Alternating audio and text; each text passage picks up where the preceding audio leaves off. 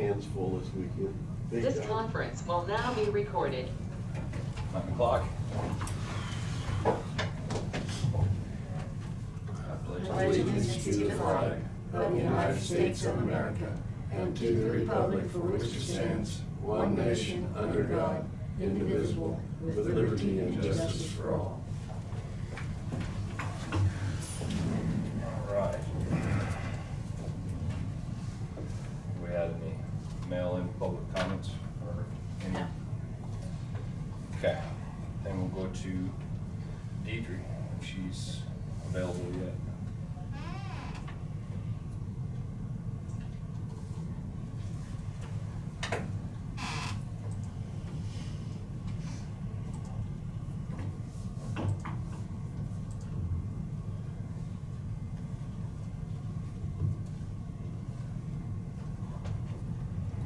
Deidre, are you on?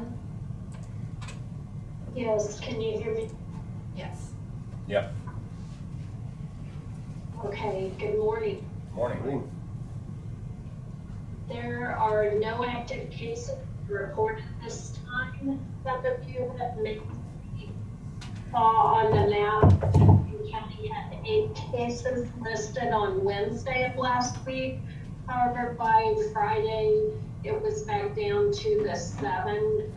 KDHE had an error and they corrected it, but as you know, that they're only updating their map Monday, Wednesday, and Friday, so it could take a little bit longer for data or corrections to show up. Just kind of an overview, statewide case counts on April 30th were 4,238, and on May 22nd, they were 8,958, which was an increase in 4,720 from April 30th to May 22nd. The death count on April 30th was 129. On May 22nd, it was 185, which was an increase of 56 deaths from April 30th to May 22nd.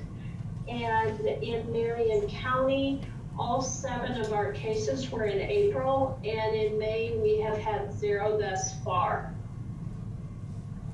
As mentioned last week, we talked a little bit, or I did, about the drug remdesivir, and to date, the state has delivered this drug to 14 locations throughout the state, and no hospitals in Marion County have received this drug because the medication is associated with the severe disease and recovery in adults and children who have been hospitalized.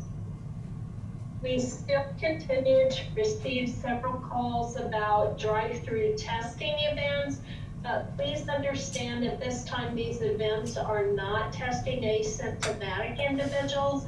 They're usually screened either at the site or they call in and screened on the phone and then they drive through to be tested. Do you have any questions on testing? I have a question. I have a question. Deidre, you probably have already heard this. I know there's some concern out there about our nursing homes, that they're closed, of course, even to family members to come and visit our elderly people and stuff. And so it was brought to my attention that the testing required to open some of these nursing homes so that even the very closest relatives could come in and see their elderly is exceedingly expensive. And I'm just wondering what role you can play in this, or do you play in this, that maybe we can get something done if testing is necessary so that their immediate family can go in and visit their loved ones that are in the nursing home. I know that in Wichita and different places like that, they're actually giving free testing. So I don't understand why there's such a tight restriction on nursing homes, and maybe you can enlighten me that, and maybe you can also tell me who is our hub for our area for nursing homes, so where you could go and address this and get this, get answers on this. Okay, well, We have been having weekly calls with the long-term care facilities, and we're currently working on them with them on preparedness and response because they are looking to reopen.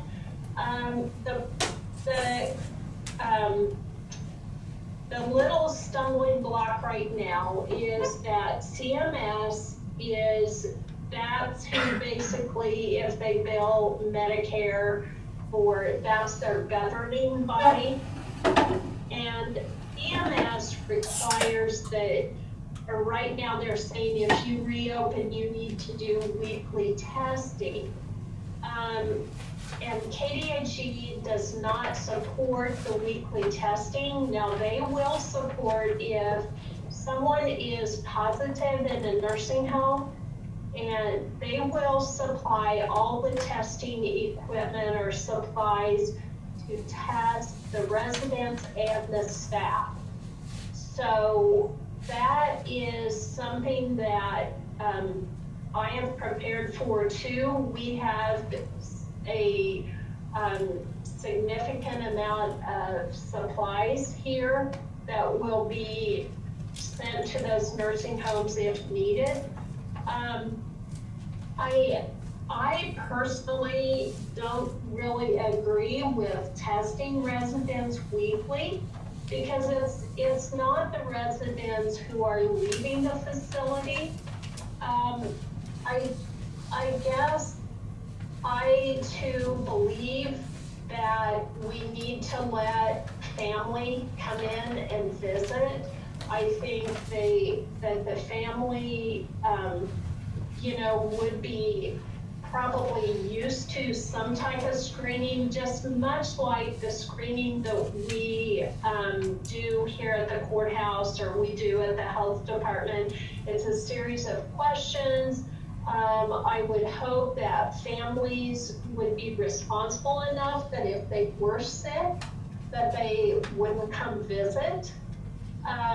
So I think I have talked to KDHE. They're supposed to be trying to, work things out because the cost and, if also the other thing, if they do the testing, it's going to have to be kind of a rapid test, or because it is, the more tests we're doing, we are seeing a little bit slower response to get the results back.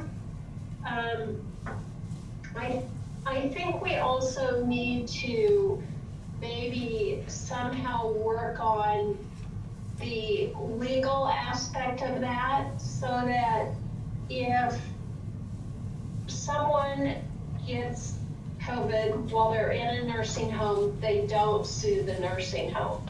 I really think that that's where the focus and the education needs to be. Because as long as the nursing home is taking precautions, as they do with anything, the influenza, they have to reduce that spread. So I think that this whole testing, I know that it was Vice President had said, we need to test weekly. I really have a hard time with that. And so I appreciate that. And can I ask, are you the one that can actually continue to follow up on this, or am I asking you to do something that's a little bit out of your realm, or should I? Because I really am going to pursue this because I just feel like, golly, I just feel like it's almost inhumane what we're doing to some of these old people by keeping their very closest family away from them at this time in their life. I really just feel as though there's something that we can do, and I don't mean 4 months down the road, I mean pretty quick. Right. It just seems so inhumane to keep these children and grandchildren and stuff away from elderly people that are in the nursing home for the reason they're there. So just direct me, Deidre. Is this something that you will pursue, or is this something that maybe I should continue to pursue? Well, it's something that I will pursue, but it always is better because I know sometimes people get a little put off and say, oh no, is that public health again, trying to, so I think if someone with a little bit more power above me, it might go further. But I think we do need to pursue that. I think that the individuals in the nursing home need to see their family. It's time. Mm-hmm. And I really feel strong, but I also think there needs to be a lot of education about if it gets in the nursing home, if COVID does, we aren't sued happy. Oh, okay, thank you.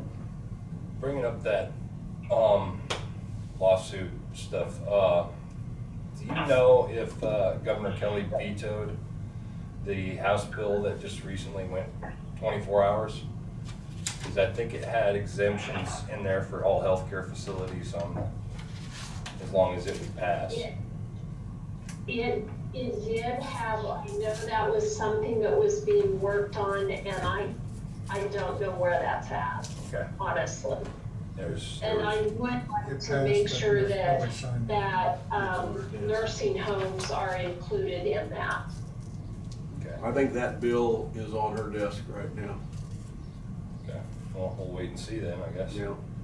That would be good. Okay. Okay, thank you. That was my question on that. Thank you, Deetra. Okay, and other than that, I think that you all knew that we moved into phase 2. The governor has a modified phase 2. And at this time, I think Marion County will just move along as the governor moves along. And I think it's time for individuals to take responsibility. They need to continue I think one of the very most important things is stay home when you're sick and continue to practice social distancing, wash your hands good with soap and water, wear a mask. It is recommended to wear a mask in public, and that not only protects yourself, but it protects others. If you come in contact with the virus, it takes about 2 to 14 days. So as we reopen, we might start to see more cases, and I will continue to put out a press release if we have any positives. But keep in mind, as we are testing more, we're doing that all through the state of Kansas. We are going to see an increase in numbers. And that's all I have. Maybe Randy can kind of speak to the declaration, what's going on with that. Okay. Thank you, Deidre. Randy? Yes, sir. Good morning. To go back to the question earlier, yes, the bill is currently on her desk, which also includes the declaration. If she fails to sign that bill, the declaration ends for the state of Kansas at midnight tonight, which means the PPE that we're able to order through the SEOC will end, and then it'll be as a matter of purchasing PPE at that point. So we're hoping that they come up with a good solution to do that. Also, speaking of PPE, I'm working on the Peabody Law and Fire Departments. We requested a grant for $750, and the Peabody Community Foundation awarded that for those 2 departments. So I'm working with those departments to identify what equipment they need so we can get it purchased for them. I've also applied for the Governor's Emergency Supplemental Funding Program grant, which is $36,200. This money will be used to strengthen our IT system. Since this pandemic began a few months ago, we've had 2 outages that have been almost 12 hours apiece, where the power was cut into over by the transfer station where they're building the transfer station. The power was cut off for a day, and then also the fiber optics had an issue as well. So we had 2 days without that. So this grant is designed to purchase the equipment to put in place to put another server in a different county, which will mirror everything that we do. So it'll be seeing every keystroke that we do at the same time our server does here in our county. So that way we'll always be backed up, whether it gets cut off here or not, we'll still be able to access that. It was quite a challenge during the events to keep up with the state and the federal government on what they were doing without seeing the emails. Tomorrow we begin the recovery scoping meetings with KNIM. This is the Category B portion where we're doing the reimbursement. So we'll start that process tomorrow. And I'll be working with the clerk's office on identifying expenditures counties had over the last several months. This weekend, of course, was Memorial Day. There were several ceremonies over the county. The Legionnaires conducted themselves very well and within the county, within the governor's limitations, so they did a great job. This week, our Emergency Operations Center will be involved in 19 teleconferences between the state, KDHE, media, schools, long-term care, and the both hospitals. And that's what I have. Okay, don't see anybody. Thank you, Randy. Thanks, sir. Have a good day. Yep. Okay, administrative business. Okay. So I have the minutes of May 18th. Okay. Everybody had a chance to review the minutes from May 18th? Any I have a question. questions? So, yeah, one question. Under the public comment, we do have Janice Davis asked her question about her licensing. Mhm. But then we had down there a participant on the teleconference typed a question about Road and Bridge. And I'd like to know who that participant was. I mean, I think you have that on your computer, don't you? It didn't have a name on it, otherwise I would have put the name in. Okay, so that was by their choice, no name, okay. All right, thank you. Sorry about that, but yeah, that was the reason, because it didn't have a typed name, it just had like number 72 or something like that. Okay, They didn't all put right. their name in, so. Okay, that was my Sometimes question. they just Thank got two letters, their initials. Right. And yeah. Okay.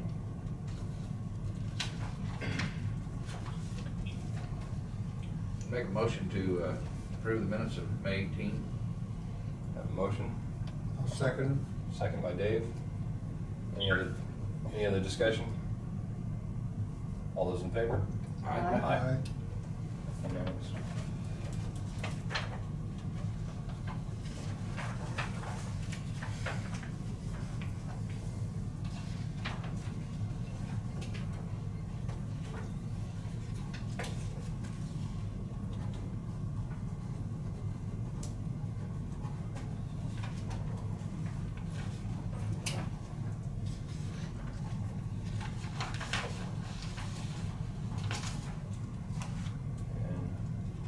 Okay.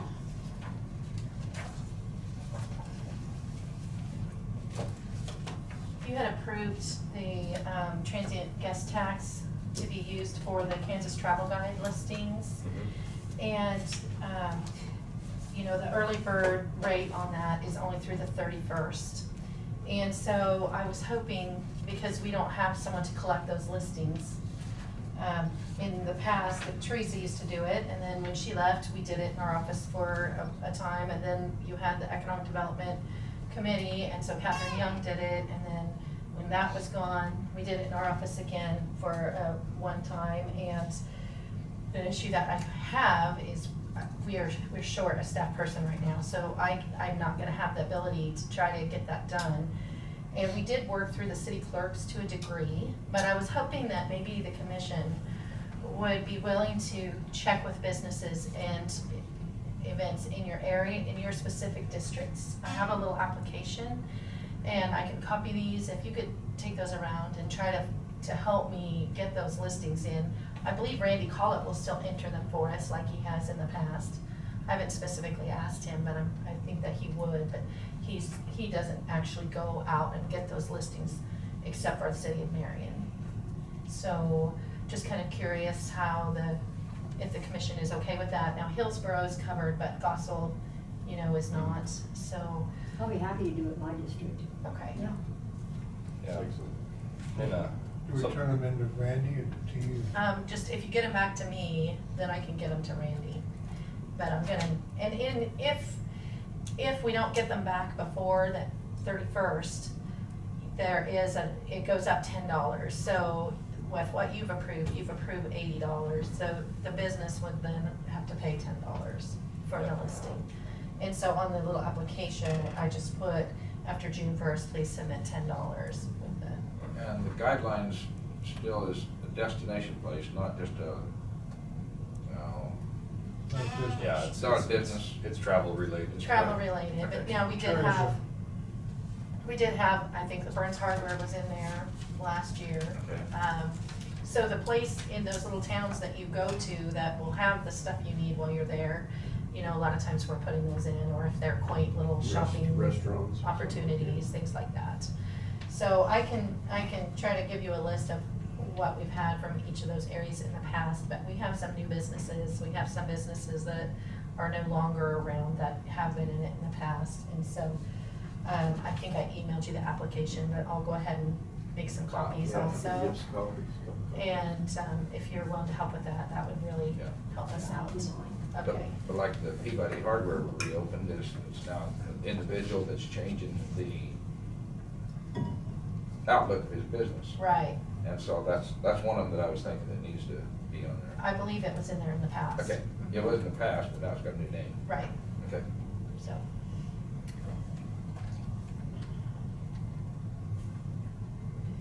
And kind of the same thing, we're gonna be going into, You know. Yeah, mine did it to me the other day. Excuse me, I'm That's having okay. technical problems. Use your, here, I'll scoot over here. Use this for now. Oh, okay.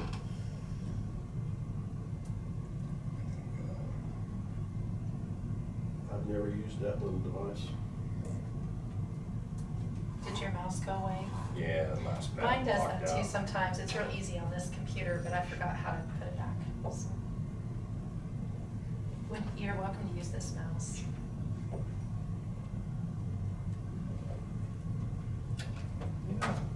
Did we ever get any, if I've used mine lately?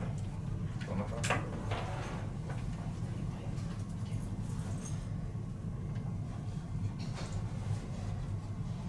This thing's so sensitive. Oh, no. Okay, now use your mouse pad and close out of that. Thanks. Yeah. Oh, so you got it? Yeah. Okay. It's just navigating with that little, thing in the middle. That's tricky. Yeah. Yeah, All right, well, if you need this, you're welcome to use it. I'm good now. Okay, so just wipe it off. Kind of the same thing when, you're gonna have your hearing about that grant, and I may need some help from the commission to check in your individual areas regarding businesses that might need help from that grant. And so, that'll be kind of an important role for all of you if we're awarded, so, okay. And that's all I had on administrative, except for you had asked me last meeting to write a letter to the Corps of Engineers about the reservoir I don't think it's reopening. necessary. And I've been told that there's been a change there, so Yeah. maybe I don't need to do that. I'd say no. Let's wait till after June 1st and see See what happens. what really opens. Because, I think, Ken, you said that they're gonna be reopening for quite a bit of it on June According to 1st. the Marion record, I did not follow up with Mr. McCoy out there, but I think she did a pretty good job of checking things out. Okay. I do have a few of the Kansas travel guides here in case that helps you as you go around to show what it is. And they also have, of course, the online listing that's included. I only had 4 in the building, so I don't have enough for everyone. I got one. You have one? Okay, so I can give these to you before you leave, along with the applications. That'd be good.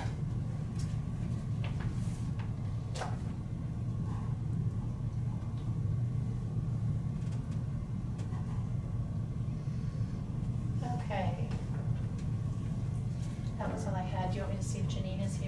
Yeah, I don't see her online anyway, so. She'll probably sit there. I can see if she's here yet.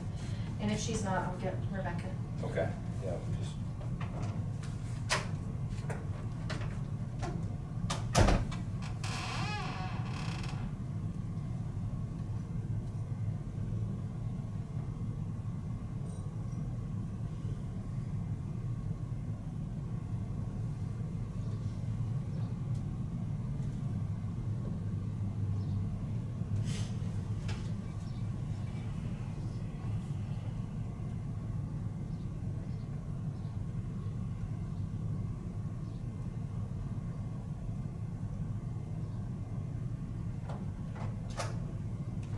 All right, Janine's not here yet, and so we're gonna go ahead and get Rebecca. Okay, I just seen her walk in to the treasurer's office. Oh, you saw Janine? No. Oh, Rebecca.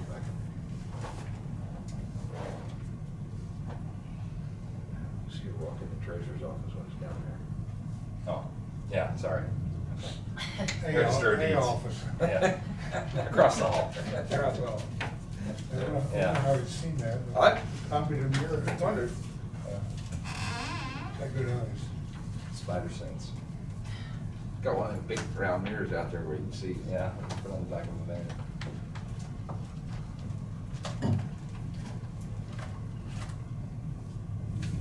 Oh, you know what, I'm not done, sorry.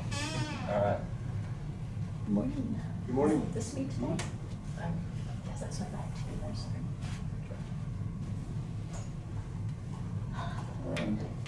Morning. Remember, please, to speak into the microphone, Rebecca. Thank you. Cheers and everything else. Okay, when we talked last, we talked about getting the track book scanned, and you should have got bids in your packet for that. Salida Blueprint would not be available until next year. And so I pretty much took them off the table, even though they are the lowest bid.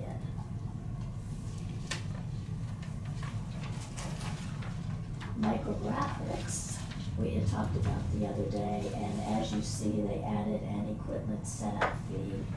So that amount is a little bit higher than what we talked about the other day. Salida Blue, the original bid did not include anything for microfilming so that that could be put into the vault. So here is an additional sheet of information. So I'll just pass those down.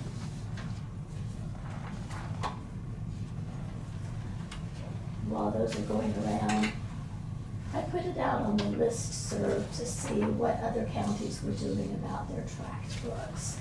And every county that responded is continuing to use the physical tract books. There was not one county who was even looking at replacing the physical tract books. That gives you kind of an indication of how important they are to Register of Deeds. I also checked to see how often those counties were scanning their tract books. In some cases, it's never been done. Some 15 years apart, the average is somewhere between 1 and 5. And I think 1 to 2 is a pretty reasonable time to rescan the tract books. So if you take a look at the bid from US Imaging, as you can see, everything about their proposal is very professional. It gives great detail as to what they are doing, how it will be done, the length of time that it will take. They mentioned in the packet that they need a room that was 12 by 16. And I don't think there's any place in the courthouse other than this room. But I did check with Karen, and she said that she could work in my vault, which is about 9 by 9, if I take everything out that's in it. And you know what that means. Okay, so that would be workable. US Imaging does it overnight. They do a 24-hour process. And so that would be approximately 2 days to get everything done. Then they do the imaging, and I really like the way that they have it set up so that the county has a chance to review the images as they're doing it. They have a double viewing in office to make sure that all documents are scanned correctly. They have some tools that will allow them to clean up images so that some of those older images that are kind of hard to read, they can clean them up, even if it's just one area, so that you can actually read the things that you need to be able to read. So as you can see, I am highly in favor of going with US Imaging. It's just a tiny bit more expensive than the adjusted bid from Mid-Continent. And US Imaging could do it in mid-July. So that would be my deal, is to go with US Imaging. We approved to approve 13,500. I think it was 1340. Thought it was 5. Okay, you may be right, I don't have that in front of me. What's the total? 13,250, 250. I thought I seen another. 13,252.50. That's what I see. The equipment setup fee was $39.95. And so. Yeah. What's in the bid? So that, no, it's at the very top on her recommendation. It shows a on-site microfilming. That's all extracted from, right? Or is that your quote? Or that, oh, that was Mid-Continent. That was what you had. Right. Okay, And their so- total project is $13,695. Yeah. US Imaging is $13,753.50. Now, one thing I need to tell you about the difference between these two bids, Mid-Continent has been in my vault a lot, they know my books, and so that's a flat fee. US Imaging does their fees by cost per image, and this is an estimate based on the books, how many pages are in the books, and a lot of my books are not numbered, so a lot of that is an estimate. So it may vary either up or down for a final amount. So Rebecca, can I have a clarification? This sheet that you handed out, you said that was for Salina, but I'm is sorry, this that for is US? US Imaging. Okay, so that makes more sense. I So did Okay. that for you would add this to the 13,250, Correct. 250. Right. Okay, Thank you, thank you. Tina. Yeah. That's why. Okay, I'm sorry, my tongue gets tangled. Yeah. Yeah, I kinda like the US Imaging, cause they're gonna come in and do it in 48 hours. One company's wanted 2 weeks to do it. And I wouldn't shut her down, but just for 2 or 3 days to 2 weeks. And we can still use the front part of the vault and the office, so it wouldn't be that we would totally Everybody's shut doing it on a down. weekend or, I'm not sure, it would depend on when they could schedule it. If it was, I mean, if it was 48 hours and it wasn't on a commission day or a payday or whatever, I don't know why this room wouldn't be allowed to be used. And we can check at the time when we see when it would be scheduled to see what would be best. Rebecca, Yes, sir. how does this project here still tie to help you with somebody calling in and sending something over internet out? Okay, what this will do is they will make a hard drive which will be connected to my computer so that I can pull up the image of any of the tract books. And Lloyd is working very hard to get it to where we can actually email from our office. Good. And so once we get all of those things tweaked, then we will be able to send out the documents. Good. Do you think that will be a plus? I'm sorry, Will that be a plus, easier? yes. Good. So, when you say a hard drive, are you saying an actual hard drive, like? Right, an additional hard drive is what the bid from US Imaging was indicating. Did they specify whether it was a solid state hard drive? You just won't go if I hit. Well, the old hard drives fail, so Okay. Yeah. solid state, Yeah. it'll Okay. last. and they're $300 or $400. Yeah, yeah, We use them all the time, in backup history. good. Yeah, because the old hard drives have moving parts, Okay. and so. So it doesn't specify, it just says all formatted images will be copied on 2 sets of external USB hard drives. What? USB. USB. Okay, so they're flash drives, they're solid states. So, Now, one thing we talked about when I was here before is doing this is going to make a really big dent in my tech fund. And so, Jonah, you had mentioned the possibility of some other kind of funding for this, since it's pretty much an urgent requirement. I didn't know if we could pursue any COVID-related. I don't see how it's an urgent requirement. Well, Keep it people out was. of the office. It's, No. I don't know how we And- pull that one off. and, well, we need to discuss it with Randy, Frank, because he would be the one that would know. Well, if it could be in addition under the emergency order, it's a possibility anyway. It ought to be, try to include it if you can. Right, but if not, I think we still need to go ahead and do it, Right. because I strongly suspect there's a second round coming, and things are probably going to get kind of complicated again. Well, the nature of your business has changed quite a bit, and it definitely needs to be modernized so you can be efficient with all the requests you're getting now, And I agree with what you're saying entirely. I just don't see how we get tied to COVID, but I do see the relevance of getting it done. So even if I have to take it out of my tech fund, I'm okay with that, but that does mean that if something breaks or I have problems toward the end of the year, I may need some help. Okay. Yeah, I was just running at the COVID thought, just because You never know. we may not Everybody else is. decided it was You don't quite know if the you don't pressing try. issue, Right. as we've taken it up as more of a matter of urgency Right. due to COVID. Well, it And the it timer. really has, because a lot of the title companies don't want to go to offices anymore. Right. And the other thing is, in worst case scenario, if the courthouse would have to be totally shut down, both Joe and I could work at home, and we would be able to access this from home, and would still be able to do part of our job. Now, one of us physically has to be at the courthouse for our office to function. Well, I guess we need Cost to. of doing business in the day we live. So, I thought it was. I got one more question. Okay.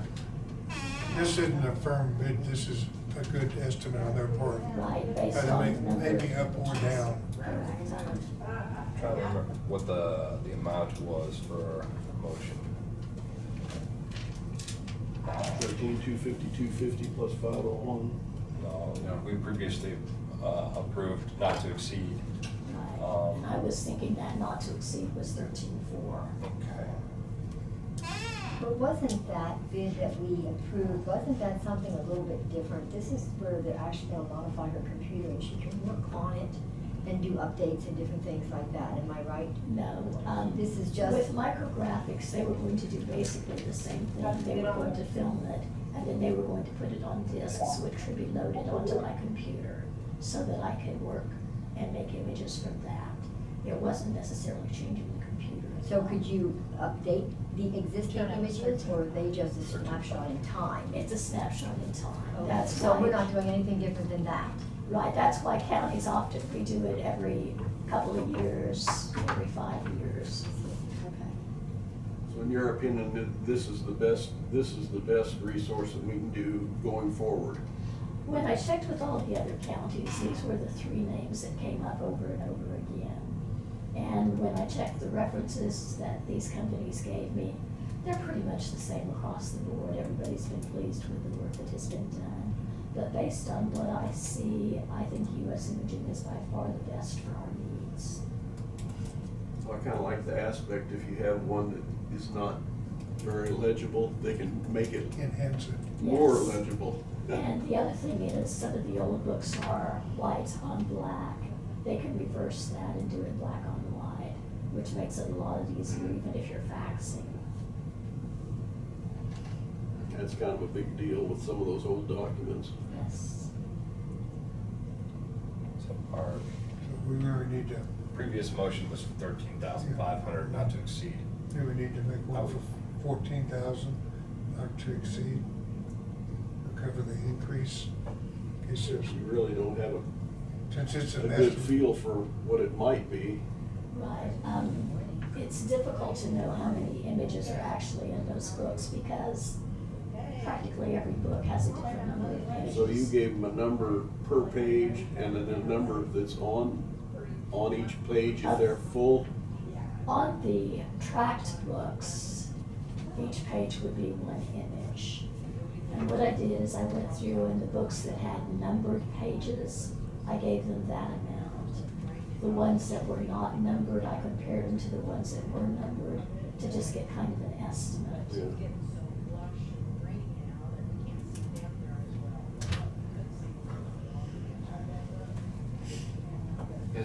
Is there a number that you just don't want to exceed, period, no matter? What if it comes in 25,000? It's gonna hurt.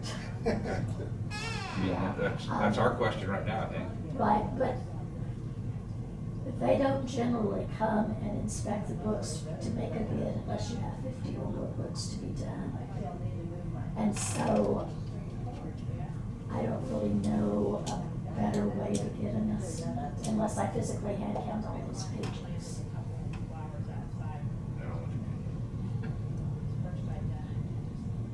I think Kent's comment was the cost of doing business.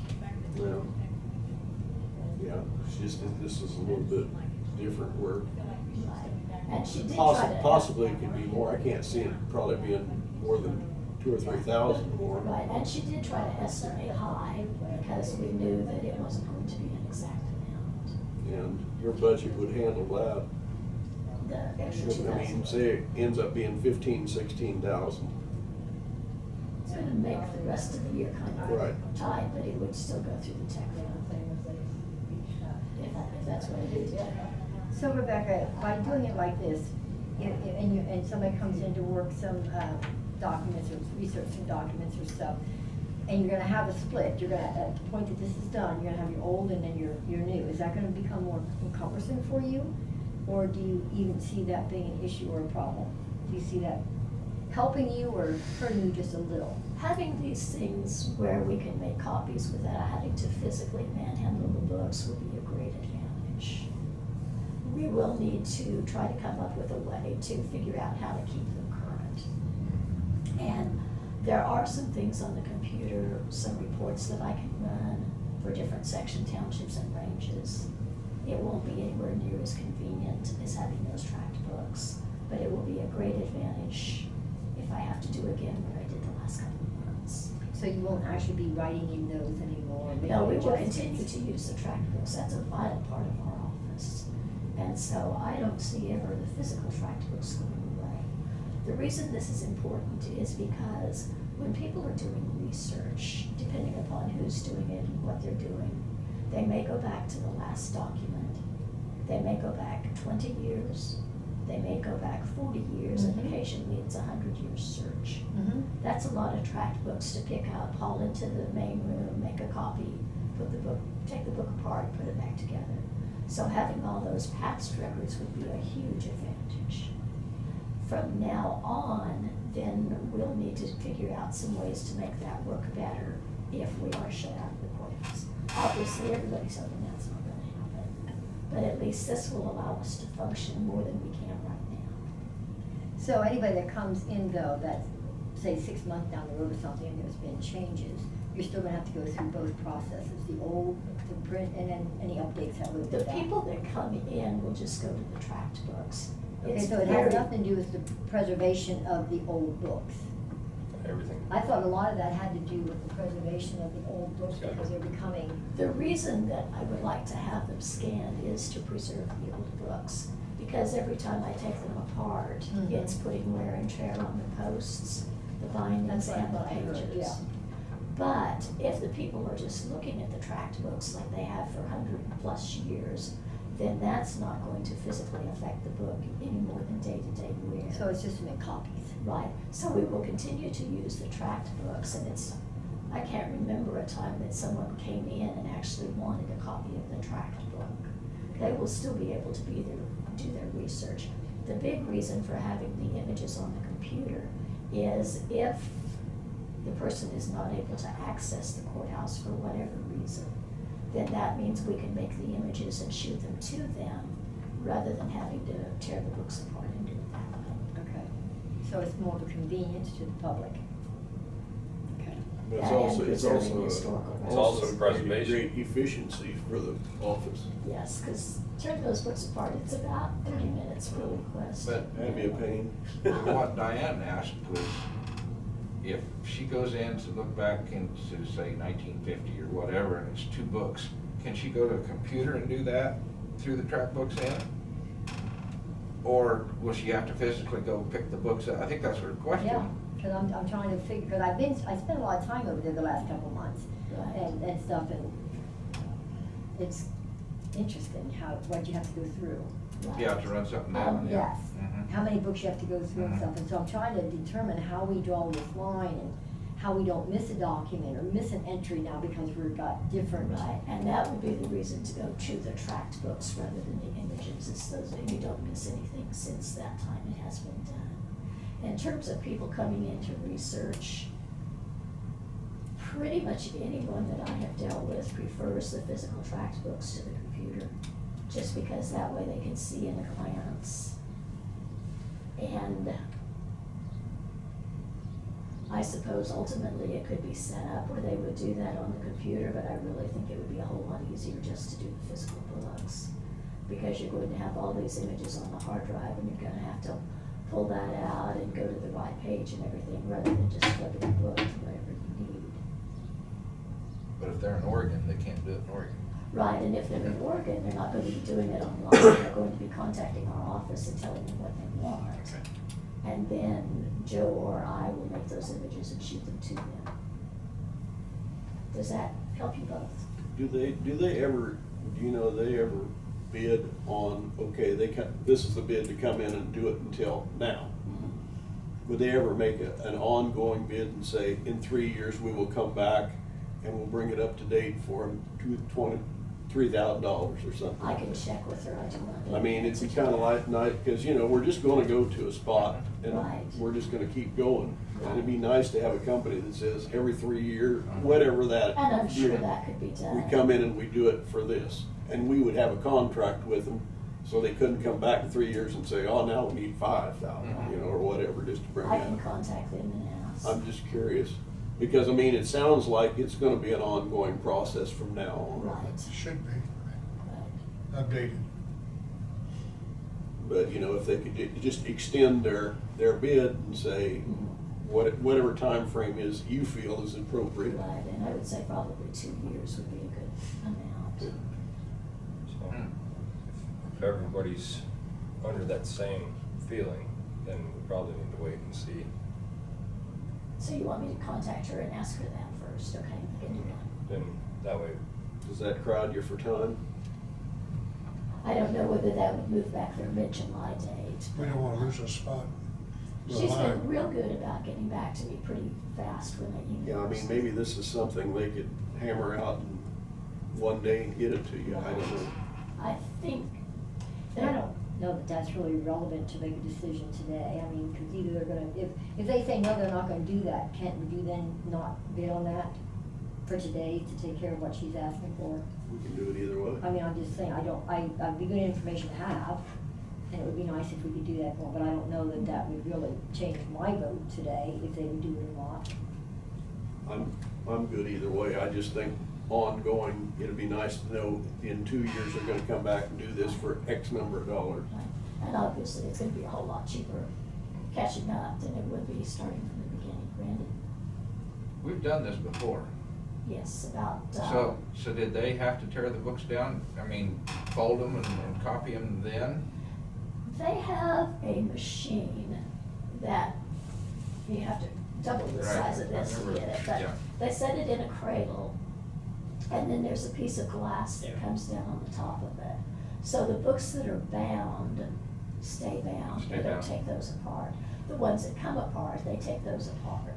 Well, I think this questioning has led me to ask that question, why then is it not a dead date when, say, we did it in 1990 or 2010? And why isn't it coming back and going from 2010 through 20 now? That's a really good question, and there are a couple of reasons. Number one, every book is a little bit different, and even some of the oldest books still have things in them that have changed. But the biggest reason is when we did them before, nothing was put on a computer. we don't have access to those images. So in that sense, we're starting from scratch. Okay. Do you ever have, and I just asked this question from what Randy said, so if we do that up to this point, and then as history goes along, we learn something from something that happened 50 years ago or whatever, then you go way back and change it in the book. How would you bring that up to date then? We don't change the books. You Unless would make, they, well, you would add an amendment or something to it, wouldn't you? Or how would you? the only time something is changed is like if a number got transposed and say we discovered that the mortgage should have been in page 452 and it was in 254. Okay. We would change that. Okay. I don't know that there would be a way to change that on the image other than just making a note and attach it somehow to that book. I see, okay. I think some of the same questions is coming up today as what we did back 10 years ago. I mean, it just, And actually, tearing the it's- books apart and stopping, like, because we know the books don't change unless there's a problem like that. Right, and that's very rare.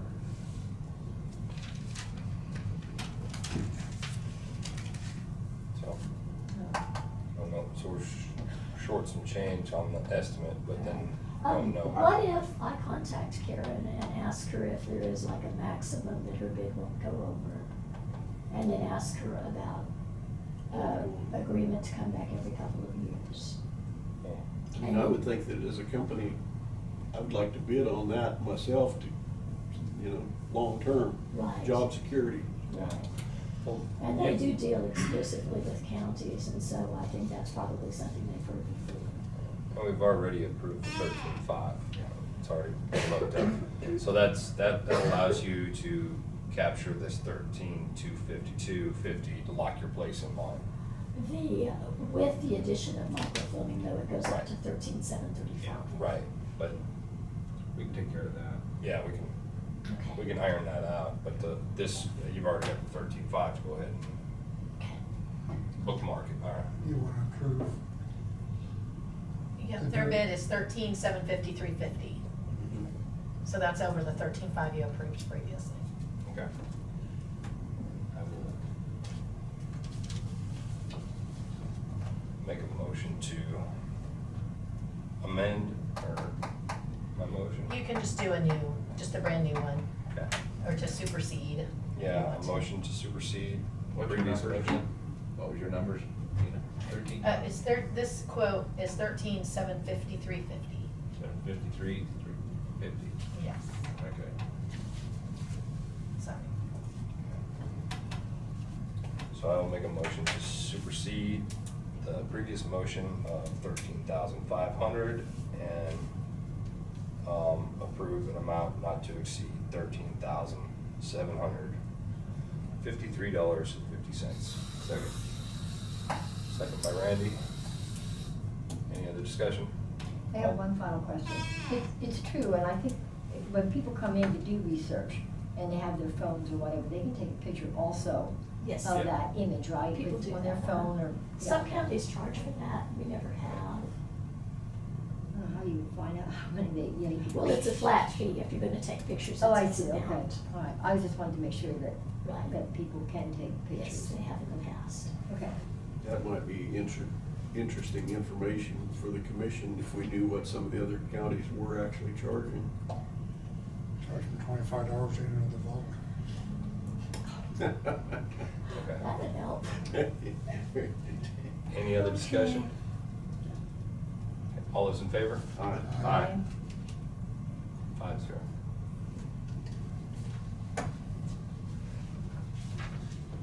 All righty, thank you, Rebecca. Okay, one more thing, when we talked last, Dave, you brought up the idea of assigning a number to each parcel similar to an inventory number. I did check with the other counties, and some counties use the appraiser's number, either the camera number or the quick graph. But one concern that comes up from assigning a number in the Register of Deeds office would be liability.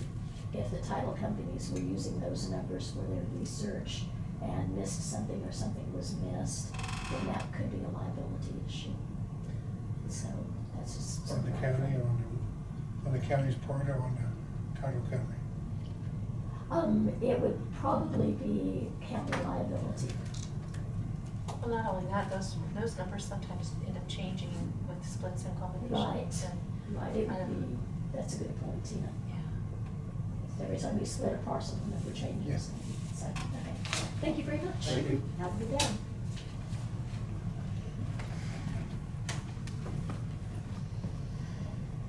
Janine was here. Yeah, I've seen her. I'm sure she's up there somewhere. And then remember, your public hearing is scheduled at 10 o'clock. Okay. So Yeah, so unless you can be quick. we're not gonna start before or after 10 on that portion.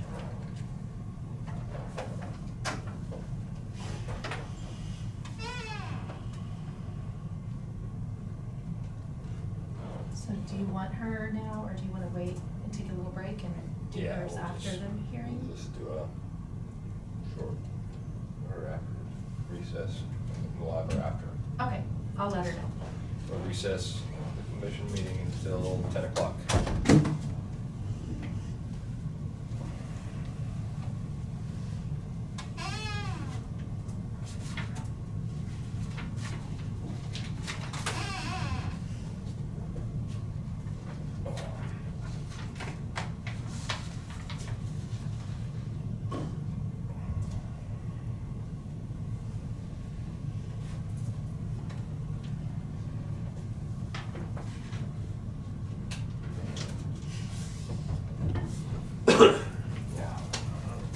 Yeah, I don't know why that mouse pad locks out like that. That's the first time I ever had that Yeah, happen. that little light lights up and it just, on the edge of the Yeah, I mouse pad. noticed that little Yeah. teeny light. Yeah, and then you have to use that little navigator and those two buttons there to get, so. Which light are you talking about? That little, It's a little light. that little neutral button and Over the, there, right in there. I've never seen it either. So you gotta use this thing then, and then you drop it down and go into Oh, okay. your mouse settings. Just type in mouse, it'll pull up mouse settings and I still miss our old computers. Just Yeah. touch screen, everything. Oh, yeah. Yeah, but that's what the two upper buttons are for. Is on that thumb stick.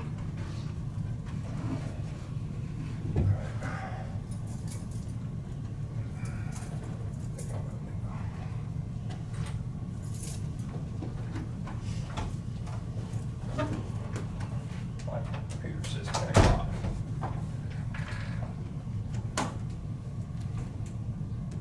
Does everybody else got time? Sounds like it I got says 9:50. 9:57. 57. Okay.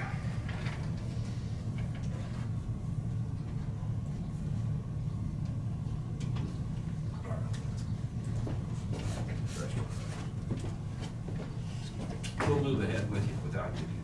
Say what? We'll move ahead without you if you don't make that. Michelle, if you're on the call right now, can you try unmuting your line and then we can do a little sound check?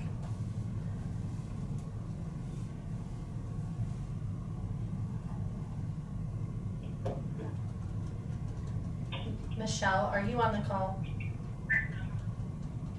I am. Can you hear me? Yes, we're recessed until 10 o'clock and then we'll start with the public hearing. Okay, sounds good. Thank you. Okay.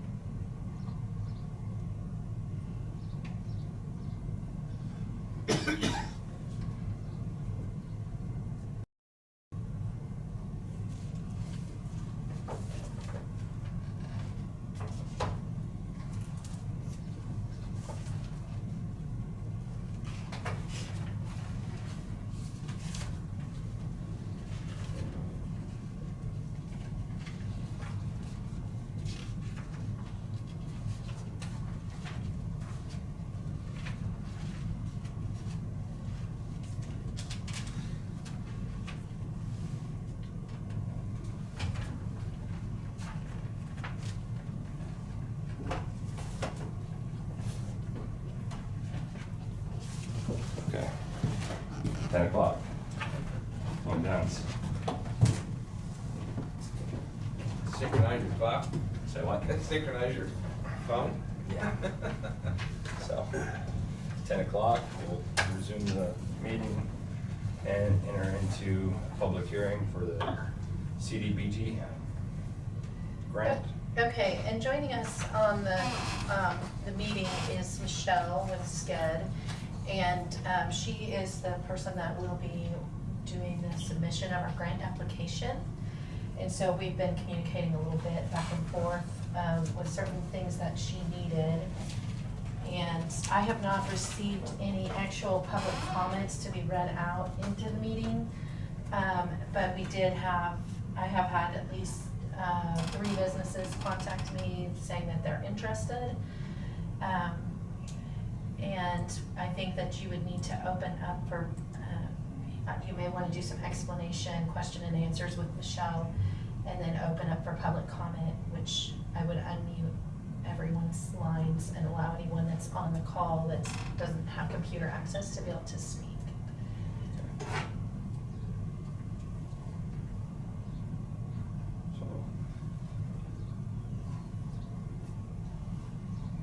You've already passed a resolution, which I included a copy of that in your packet. So that was already passed last week.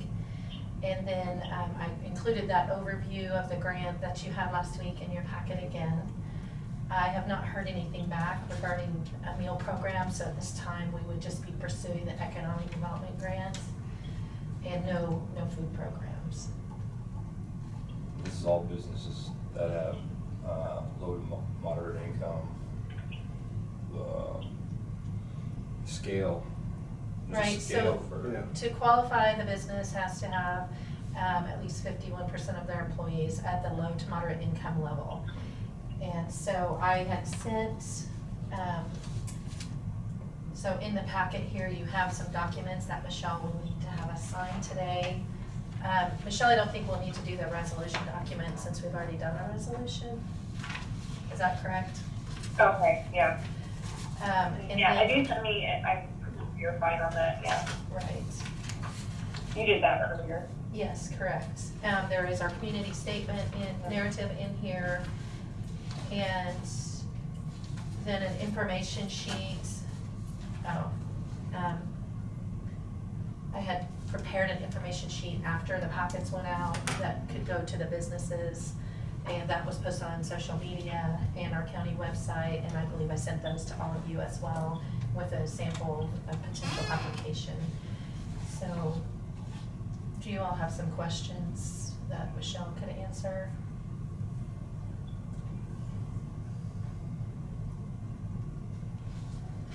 Really? Further, I had sent out the request for proposals to authorized grant administrators because you had voted to go with the services of an administrator. We did receive 2 proposals back. Those are in your packet. On my RFP, I said that you want to review those today during the meeting and that the action to select an administrator would happen on the 29th.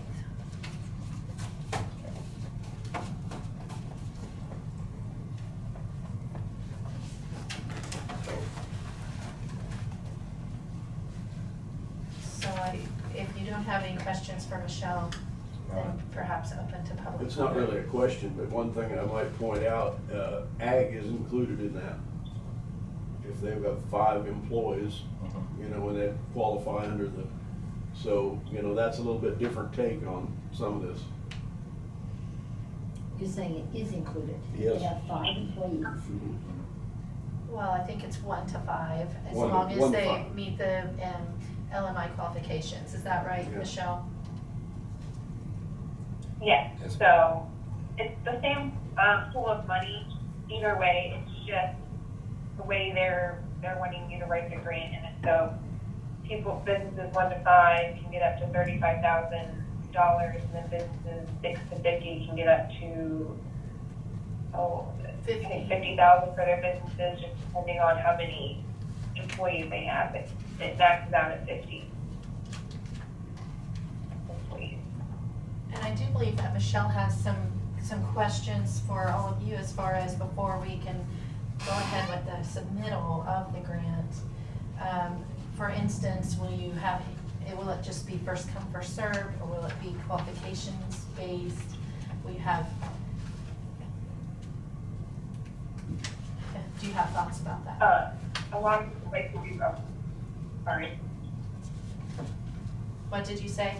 And you know, a lot of people, like, I know a popular way of doing like similar grants like this is that, you know, that they'll have an application the state will come out with, but they also encourage ranking of the applications that, you know, who has the most need and basing the distributing the money that way. But it's up to each city and county how they want to do it.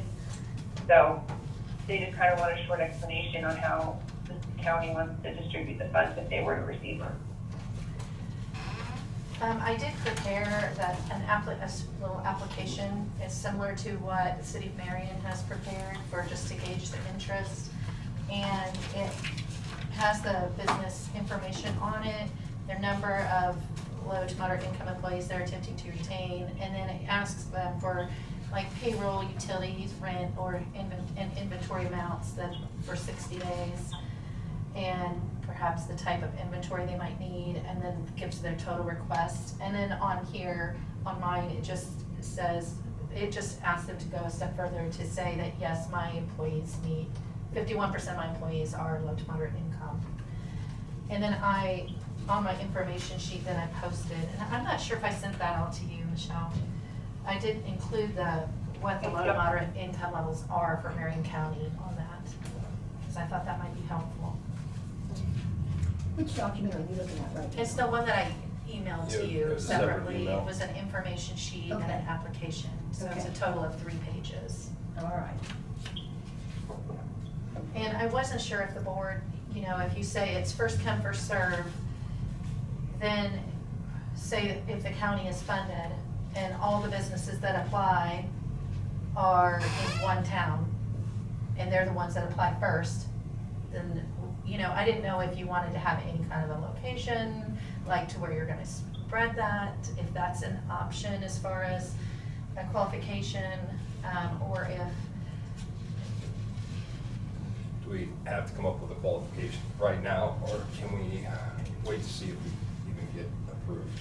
well, I think that what Michelle needs is just a general idea to be able to submit the grant. She's going to have to include kind of how the county plans to distribute, and then also, on the application itself, I put the maximum allowed under the grant, but I also put that the county may determine to have lower maximums depending on how many applications we get, so that you could potentially help more businesses around the county. I just wasn't quite sure exactly where the board was with that.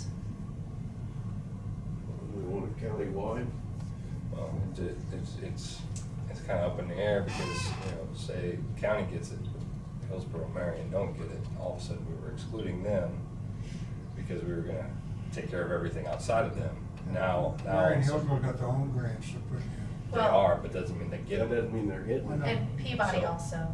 So those 3 towns are applying on their own. So if they get them, then we would just be serving the greater outer area of those. Yeah, we'd be small, just basically be serving the rural area, small towns But in rural area. if we're the only one that got it, and then they didn't, we would have to They would spread it all through be those included, areas right. too. So if you go first come, first served, like she says, then everybody from Florence and Tampa and Gossel will be first at the list because that's who we're projecting, or Lincolnville projecting to help.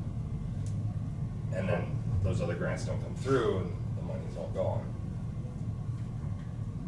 So I would definitely base it on need.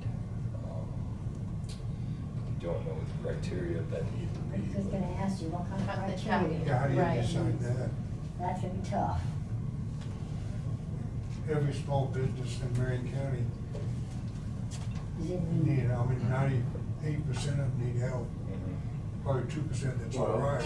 You could get a lot of ag interest, really. Well, one thing that you could, Michelle, please correct me if I say anything that's not appropriate.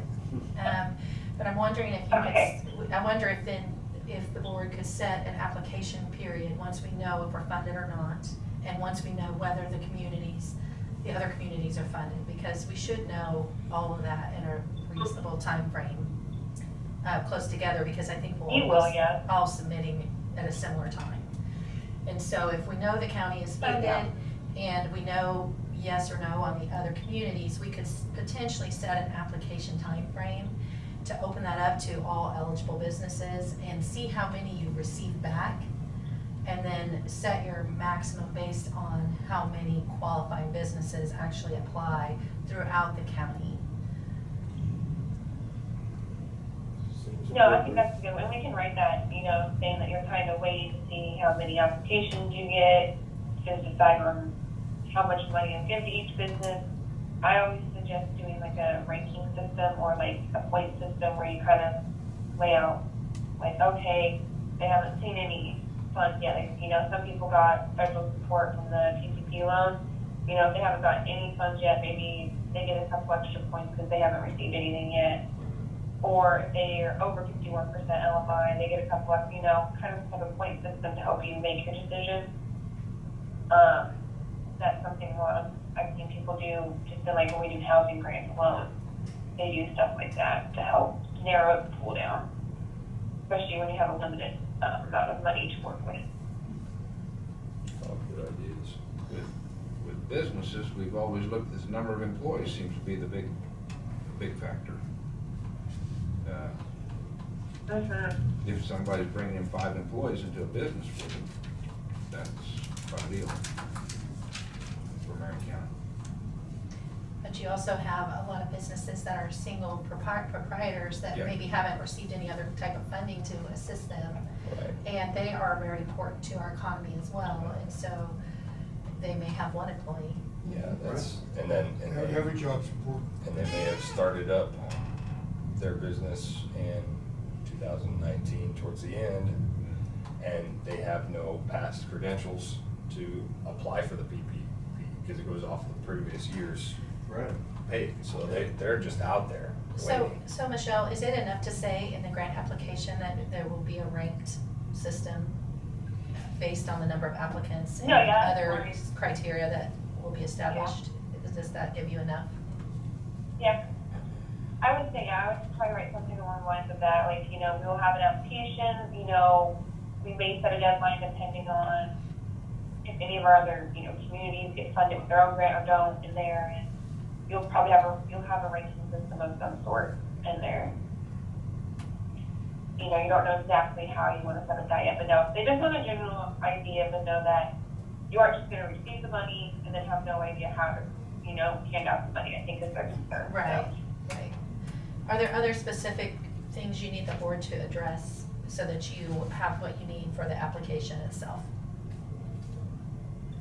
No, I think you answered my question earlier. I was going to ask if you were going to do the meal program or not, and it sounds like you are, correct? Correct. Okay. I'm very close to finishing up the application for Marion County, so if everyone's okay, I was going to try and submit it today. Once all the documents are signed and she has a chance to send them over to me. If that's, and I can send you the narrative and then those pieces if you want to review them before I submit as well. I have no problem with it. No, I don't have any problems with it, but do we need to open it up for public comment? Yes, we do. So we're going to, are you ready to do that, Jennifer? Okay, I'm gonna unmute everyone on the call. So I don't see any comments in the chat box on the computer, but if anyone on the call has a public comment that's on the phone, we'll unmute that. Just a moment here.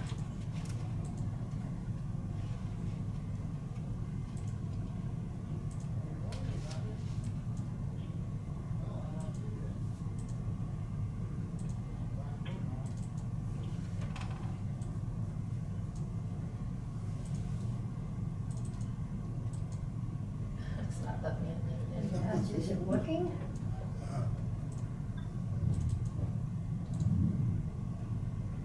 Oh, this is special. Well, some people may be muting their lines Yeah, individually. if they so- mute it, and then it'll Looks just like say all of that, them are. Right, if anyone on the call would like to speak, you should be unmuted, so you would, if you've muted your personal device, you can unmute that and then, make a Caller comment. two's on meeting.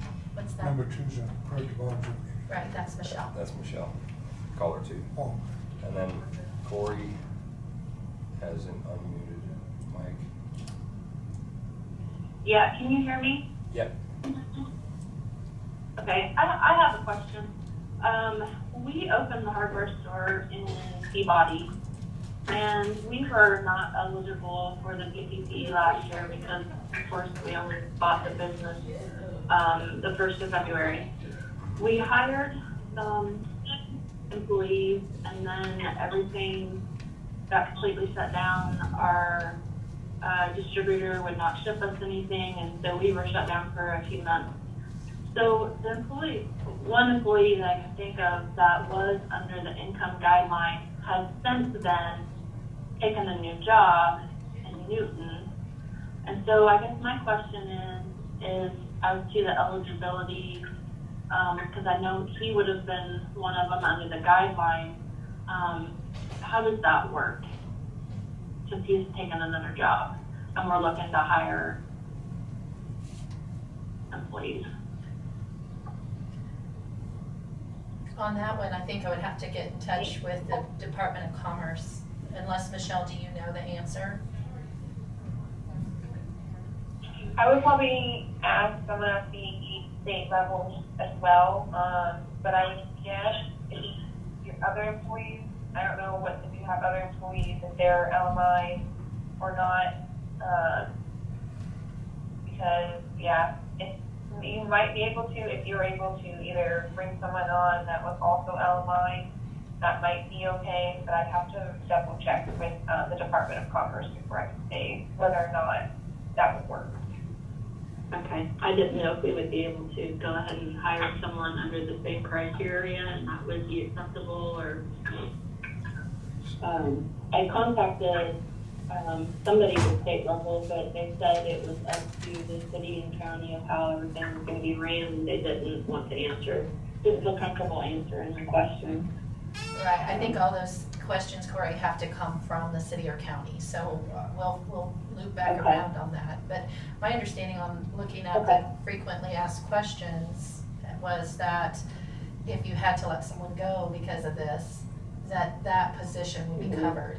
And so even if the same person can't come back, I would think that if you hire someone under the same type of, right, It means you have an open position. It doesn't mean you eliminated the position. Right. Yeah, okay. But I think we better get confirmation from the Department of Commerce just to be sure. And I'll get back with you when I know more, Corey. Okay, thank you. Are any other public comments out there? If you don't have a mic, please type something in the chat box.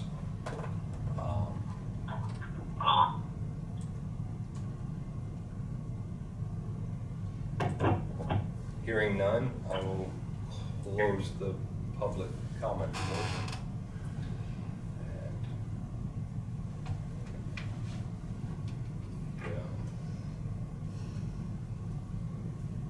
Okay, so we have several documents that were in your packet that we need to take action and go ahead and sign those. And Michelle, I did have one question on the disclosure, recipient disclosure report. Yeah. So on the interested parties, you have SCAD listed as the administrator, but we have not actually selected the administrator yet, and that won't be done until Friday. So should we just You'll then have to hold off on that one. Okay. And is that going to cause a delay in being able to submit, or can we submit this after? That is one of the required documents. I think they want, yeah, it is one of the ones they want to submit. So I didn't think that actually happened when I be done today. But yeah, that has to be chosen, and then that has to be signed. It's one of the most important forms for them.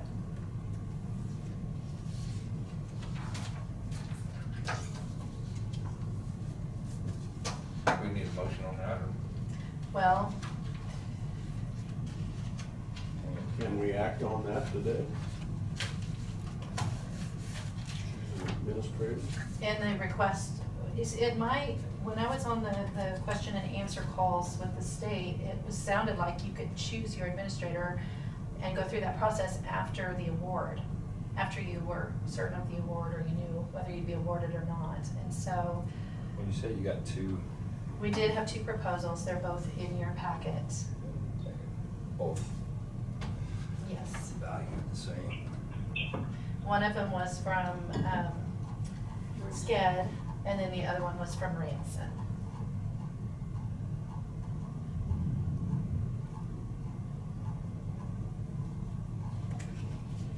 Won't charge the same. No? One's got a little less, doesn't it? Yeah, I believe they're, so Sked's fee is 15,000 or 3.75% of the award.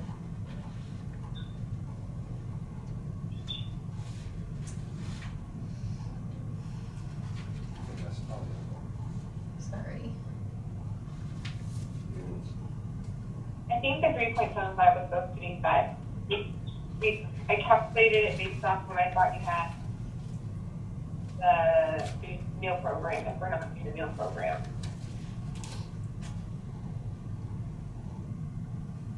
So it's Cheaper. cheaper Okay, based on so- not having the. Okay, so, I'm sorry, no, I'm looking at the application, I pulled it up. It does look like they wanted the disclosure report included. So can we So, submit yeah. the disclosure report, just say to be determined on the administrator and just say the amount? Let me ask Lori, because she's in charge of our grant department, I don't want to state that wrong, so give me one moment, okay? Okay, thanks. She's over in the school. Oh, there. Did you find it? Yeah, I went right over it. It's on proposed fee. Yeah, Ransom's 15,000.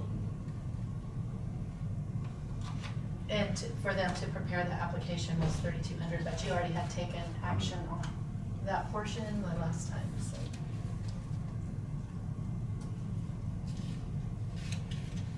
And it says if we apply for less, then they can reduce the fee. So basically, SCAD and Ranson are looking at the same fee.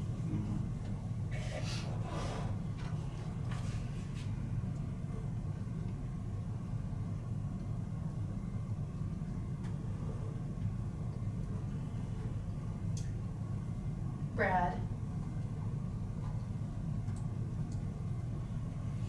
And Skid's doing the application in the best right. Brad, if you're on the call, which it looks like you maybe are you able to answer, if I put in the RFP that we would take action on the 29th regarding the choice of the administrator, would you advise against selecting that today? Water. He just unmuted. Okay. Can you hear me? Yes, Yeah. we can. And ask that last part again, for some reason it kind of cut out at the very end of your question. So my question was, if I had stated in the request for proposals for the grant administrator that the action to approve the administrator would take place on Friday the 29th, would you advise to stick to that date, or can the board decide today after they review these proposals? I think they could decide today. What they'd simply do is indicate that they had preliminarily received several acceptable applications for the position and made a determination at this meeting to do so. I don't know why there'd be any issue with that unless you're still, unless you held out and said people can submit applications for the position up until the 28th or something. Which they cannot. They were. Closed. Yeah, it's closed. Okay. So we just make a motion to approve SCAD as administrator? Whoever you choose. As a member of the Skid board, I would probably need to abstain. I would make the motion that we appoint Skid as administrator for our grant program. Or CDBG. Right. Second by Randy. Any other discussion? All those in favor? Aye. 5-0. Four Four and one abstention. That's right. Okay. Now we need to approve the application as, Well, you're going to, I think if the board would just take action to move forward with the application process. In your resolution, you already authorized the chairman to sign the application itself, but you have several documents here. So after the public hearing, which you've closed, if you want to take action to go ahead and move forward with the grant application process and to sign any associated documents, I think that would probably be sufficient. okay, I would make a motion to approve moving forward with the application process and sign any associated documents with the Community Development Block Grant Program for 2020. Second by Ken. Any other discussion? All those in favor? Aye. Okay.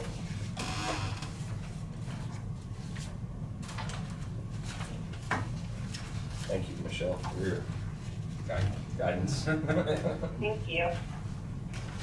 Okay. That's one of the weird ones to have such a time crunch. What was that? We didn't hear So what you this is said. a little bit different for it with the time crunch. Yeah. Oh. Time crunch. Okay, with that, we can close the hearing for the CDBG.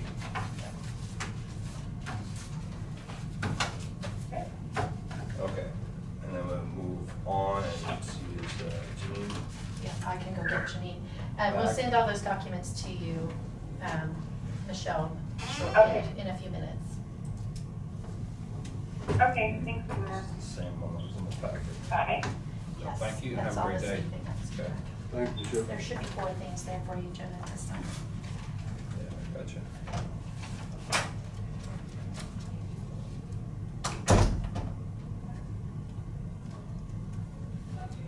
Did you have any more questions for me? No. Nope. Thank you, Michelle.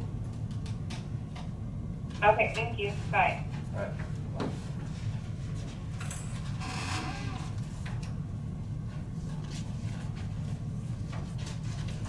Okay, Janine's on her way in.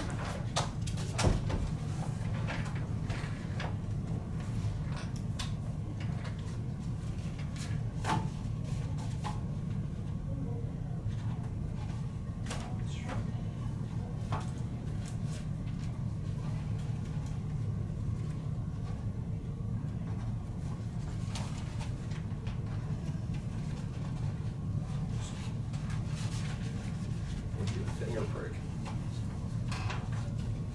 Yeah, if you started about it. I'll even grab it too hard. Yeah. Good morning. Good morning. Hello. Morning.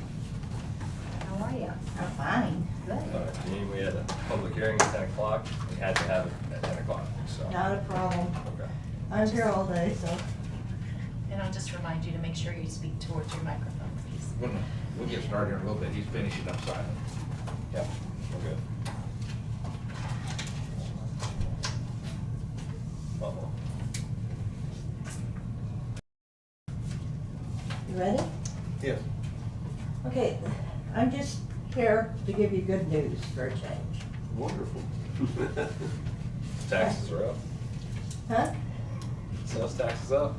Actually, we've by May 15th, we collected 93% of the taxes, and that's what I'll distribute.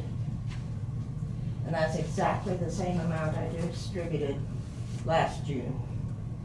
So, Amazing. Right on track. right on track. You do. And I thought that was good enough news that you needed to hear it too. That's cool. And that's really all I have to talk to you about, so. We didn't need a recess. Yeah, I guess. Could have pulled that up together pretty quick. Yeah, 30-second report, but good news needs to be shared too. Sure. Anybody have any? What percent of the taxes you collect every year come to get done?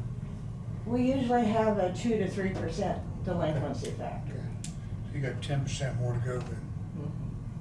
Well, 7%. Yeah. So, excuse me. So The last 10% is always the hardest it is. on anything. Is there any It county, right. is there any county comparison statewide to say, oh, we're doing well, or no, we're not? Well, as a matter of fact, the treasurers did a survey, and almost every county was right on line with what they were last year. So, Amazing. Very good. Okay. Thank you. have a good one. All right. So, put us back on track right there. So we'll go back to the bid opening of the tractor mower lease purchase. Okay, we received 2 proposals, and they're both in there. Okay. Is it? Hopefully, there's just one. I didn't make copies for everyone. Okay. Do you need me to? I can No. do that. I think, You had asked for 3-year and 5-year. right. And they both have those. And then the background information is just a copy of the bid request and the invoices that I sent to the bank, so you don't need to. And these are already paid, right? So Yes. there's no Mhm. pressing. Right, it's just then the county would be the payee on those. And on the bid request itself is the total dollars, if you don't see that right away on their proposals.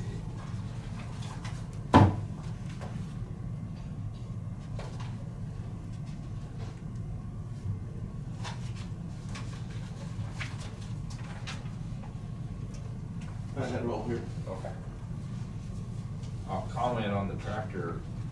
Last week I was up there before the rain started. They're redoing Vista north of Gary Deep Rocks up in there. And this white tractor was up there working away, pulling the one-way and one-way disc, and also then the other white tractor was pulling the sheep's foot on it. But tractor looked like it was in fairly good shape. I mean, what I seen of it. Do it to work right away.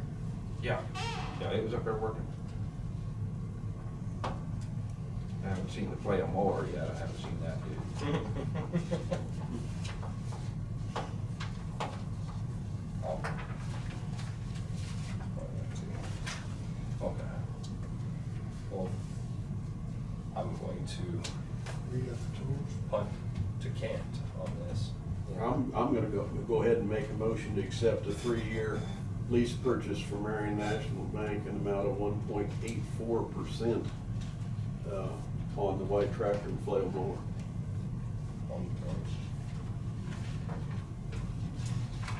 I'll second that.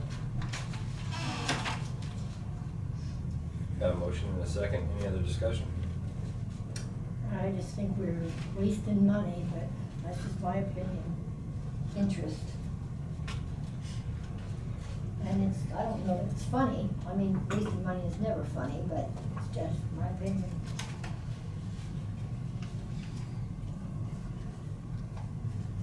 Especially when you're wasting other people's money. Yeah. Okay. Hearing no other comments? All those in favor? Aye. Aye. All those opposed? Aye. 4-0. It's cheap now. Yeah, it's getting close. All right. So we went off.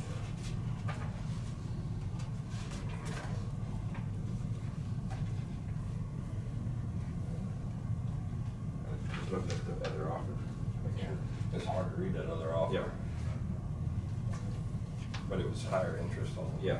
On everywhere. Okay, so Acceptable on top. Thank you. Bryce, you still there?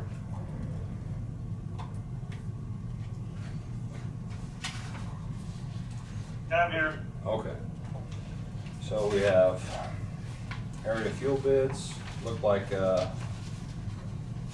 me, I guess, tell me if I'm wrong, EPS was the low bid. Area 1 and 3.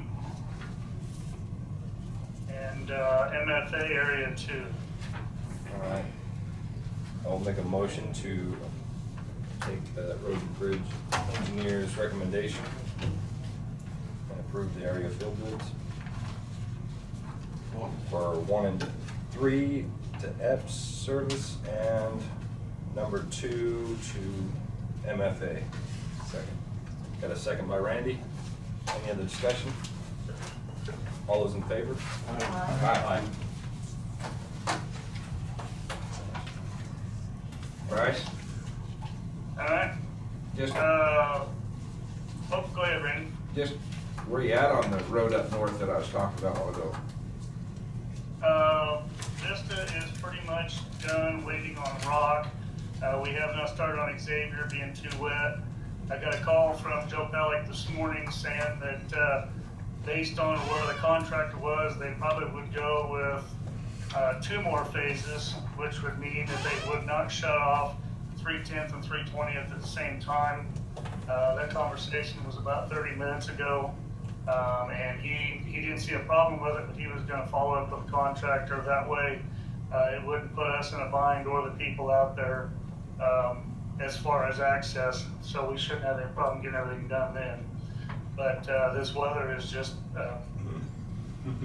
made it almost impossible to get all that work done. So. But you did get to pull up clear to the rock of, clear up to the rock of Beaver Brooks? Okay. Yeah, they were working on it, and I don't know if we quite got it finished, but it wouldn't take much more. We obviously just don't want to touch it until we can do some good on it. Right. Thank you. Yep. So I have a question, that walk, is that for the detour that you're making for Highway 77? And that one road is one portion of it is a dirt portion, and we're gonna rock that as well, where they are. So will it remain rock then after the project, or are you gonna take the rock out? No, that's the plan, is to leave it rock. That's one of the things when they come to us and want to provide a detour. I said it's silly to put rock out there and then just waste it. So that's why we went in and rebuilt some crown and put down some light coating of base rock. But no, that is the local access, basically from 320th all the way down to Lincolnville on Vista. The original plan was to close down, the state wanted to close down 310th and 320th at the same time. Access to the highway. Well, the people for 320th and 310th on the west side of the highway would not have any all-purpose access to get back to any kind of rock. So that's the one where they agreed to pay for the rock to put on there. And then also we're going to do Xavier from 310th down to 300th because they were going to close off both sides of 320th and 310th at the same time, not allowing any access going east over to Center School along with the 3 people that live over there. So we're going to go in there and work up Xavier and put rock on that to provide access for the people from the center and those 3 landlords to go over to 300. Okay, but I think Diane said leave the rock on there, and it will be stay on there, but say a year from now it needs rock, Yes. we're not going to rock it then, are we? Yeah, there's no sense not to keep the rock out there if we're going to the effort like that. So it'll just be extra access for stuff out there. So. Well, Okay. I mean, I have had several questions on that, and that's Yeah. why I said, that's why I asked the question, because people wanted to know. So, thank you. Yeah. So basically the road is getting rebuilt and then it's getting topped with rock, right? For now. correct. Yes. Yeah. And to say that it's a rebuild, it's not a heavy rebuild. We're just making sure that the water, most of that whole stretch there, the ditches and the roadway were at the same elevation. So we went in and basically cut some D ditches and brought the road up a little bit so that, and obviously put a lot better crown on it so it will not hold water as much. I just wonder how the rest of us will tell somebody in our area that we've had things like that, and the roads went back to dirt after this, and it's been rebuilt. So it's setting a whole new precedent. Well, yeah, they, I mean, that's just something we have to watch like everything else. I really don't think it'll get a lot of traffic after the road work is done, because they can obviously get faster, but say for instance, they're going down to Lincolnville to 290 or something like that, they could save 2 miles by going that way. But yeah, there's just no sense to waste the rock, so. Well, thank you, Bryce. Yep. Bryce, that concrete off of 77, we're gonna be able to utilize any of that pretty soon? Well, I've been looking for the last month or so, trying to find some sort of a, what they call a grizzly, or some sort of a screening system that we can put up there on our own and just run the material through it to basically try to get everything less than 2 inches. Anything more than that would be screened off and left in a pile. That's going to be the majority of the concrete and any kind of reinforcing that may be in there. But anything less than 2 inches, we could go back and use for base rock. So right. Everybody that I've talked to has that equipment busy and wouldn't have any to get to us. But yeah, the sooner we get to use that material, the better off it'd be.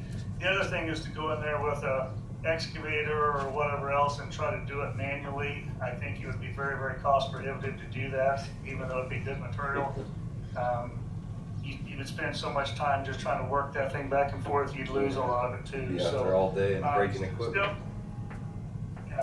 I'm still looking. I've got a couple more contacts to get a hold of to see if we can do something. But yeah, I would love to use that material as soon as we can.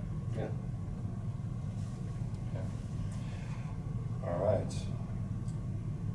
Anything else? A couple things. What's that? Nope. Just I was checking to see if there's anything else. Yeah, we received a call from City of Hillsborough. They're actually contracting with APAC to seal their half of Jade Road, which they call Industrial Road, from Highway 56 south to half mile. I've contacted APAC and said that they would do our half mile from there down to 190th for the same price. It would be approximately $15,000 to do that. I think it'd be a good time to do that. We'll do that whole road all at one time. So if the commission doesn't have a problem, I was going to try to get a firm quote from them and bring that back to you guys for approval. Didn't we just do a new overlay on that in the last 3 years? Yes. I don't know when it was done, but I mean that's one of the things you can do to try to prevent future stuff, is to get it sealed. It used to be potholed out pretty bad, so. Well, that's in good shape though now. Yeah. Well, like I said, I can at least talk to them about that and come back to you. And if you don't want to do it, then we don't have to. But we just found out this last week that they were going to be doing it. When you say that, are you going to do a 2-inch overlay? Oh, is that what you're doing? No. Just to seal it. No, seal. Conventional seal. Yeah. Okay. That's the reason why it's only $15,000. Yeah. Yeah. Right. Yeah. Which, before I forget, I'm being told about the middle of June they would be over on the 15 job going south. So probably by the end of the June, they would get to 90th with that overlay. So anyway, also I've got signed up for the NHI courses on bridge inspection. There were several different options. Obviously with COVID, things are all kind of a mess, but there were several options for me. What I chose to do was do a 14-hour internet course for PEs that is a prerequisite to another course, and then just take a week-long course, which the closest one I could find was in Mesquite, Texas. They didn't offer a lot of those classes. I mean, Ohio, New Jersey, Arizona. This Mesquite was close enough. It's basically a 6-7 hour drive, but go down there and it's just a week-long course down there.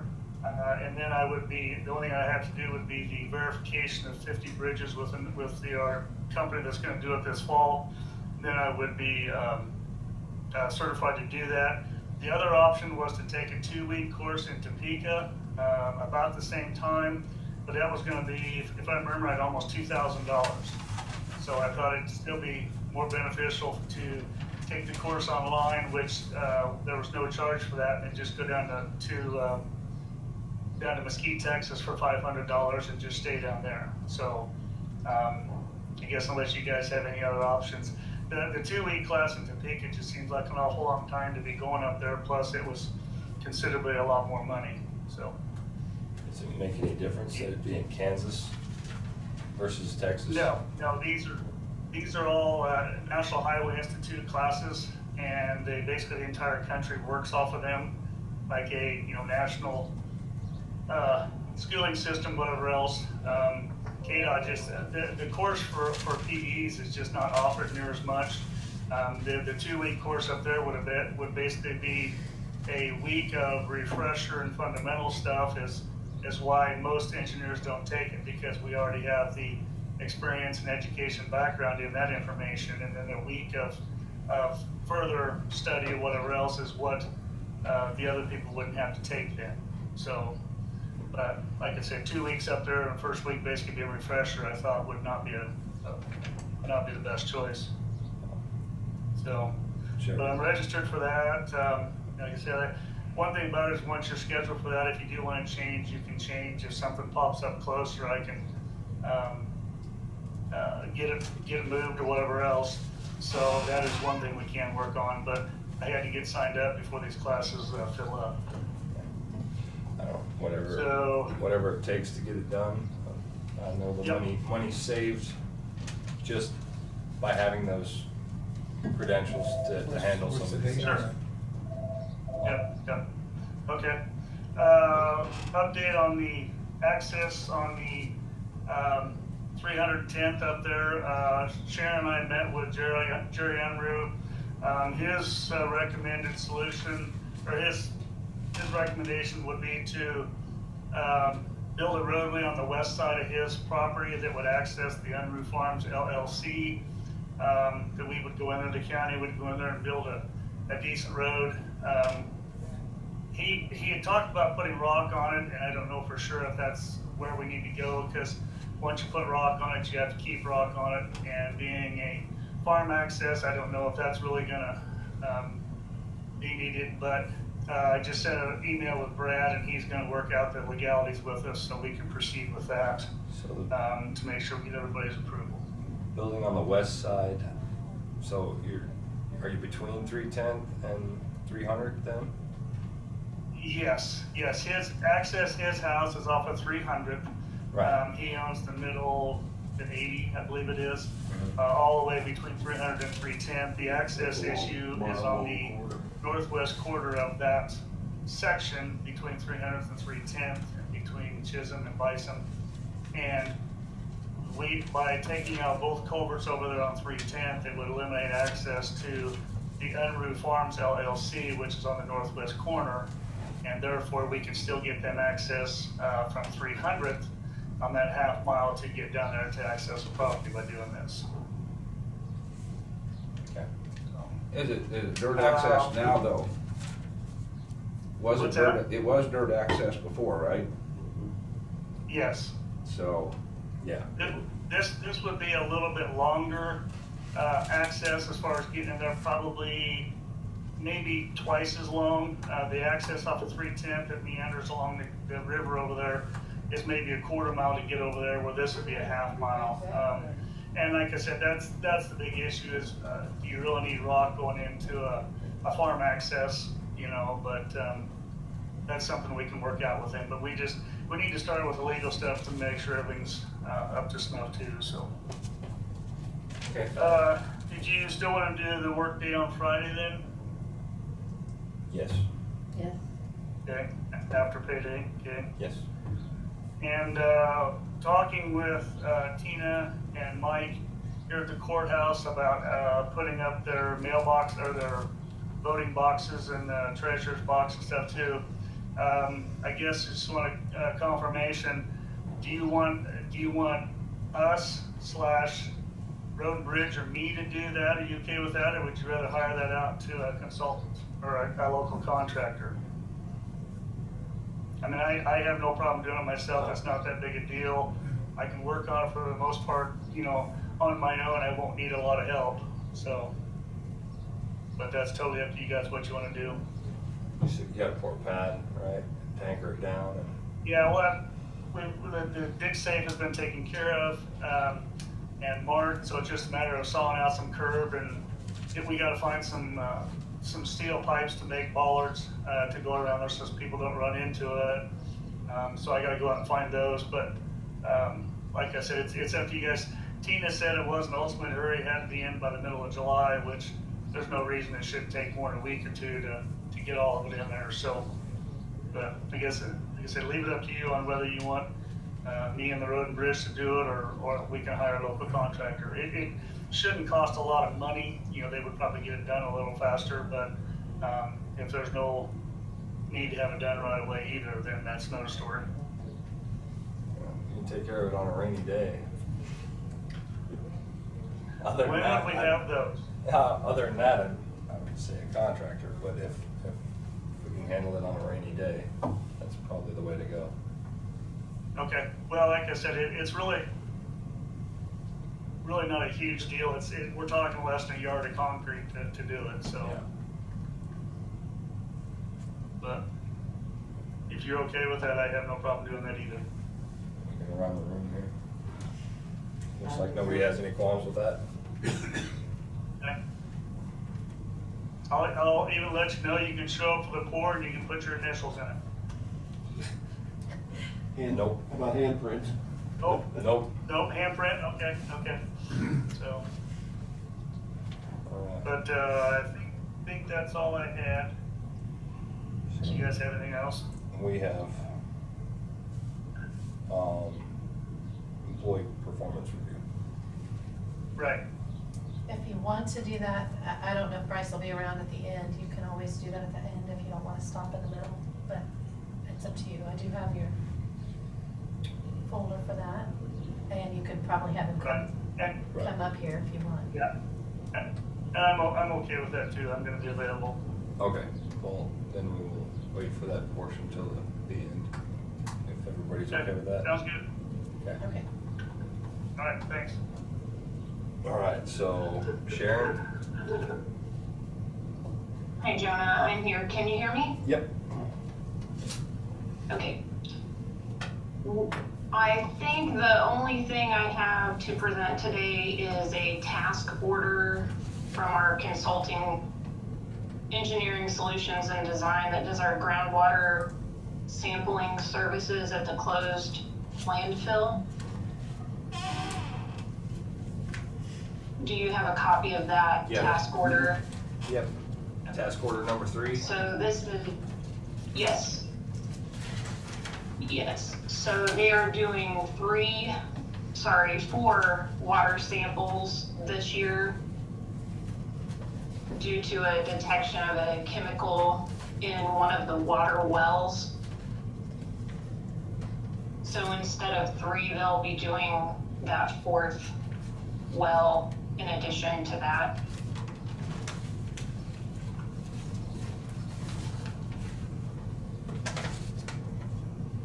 Are there any questions about this task order or what that service is for? No. Been around quite a few landfills, so no. Yeah. I think I asked before, this is Kent, Sharon, is that pretty much, do we pretty much have to test that for perpetuity? Yes, it's a requirement by KDHE that we continue to test those groundwater wells and the methane wells. And I'm not exactly sure how many more years they'll require it. I know we've been able to, what did we start with? 5 water wells, and we were able to drop 1 off.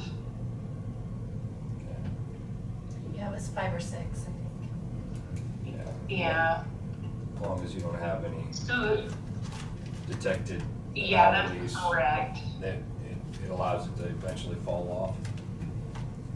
Yes. All right. And we do the methane testing here, but we don't have the equipment or the capability of analyzing the samples from the groundwater testing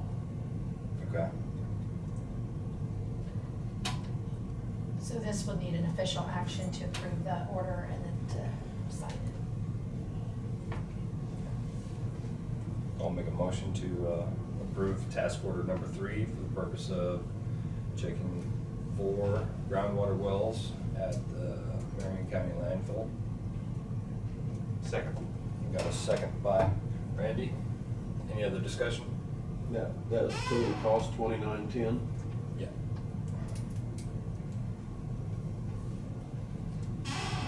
Any other discussion? It's a lot of years. I don't remember just exactly how many years we gotta do this, but it's quite a bit. I believe it's at least 30 years. Well, that's what I would want to say before it becomes clear that it was, you know, that it turned loose. And it's already started 8 or 10 years ago, so we've got a hunk on it. But there's still a bunch left to do. Okay. All those in Yes, favor? we still have several years yet. Yeah. All those in favor? Aye. Aye.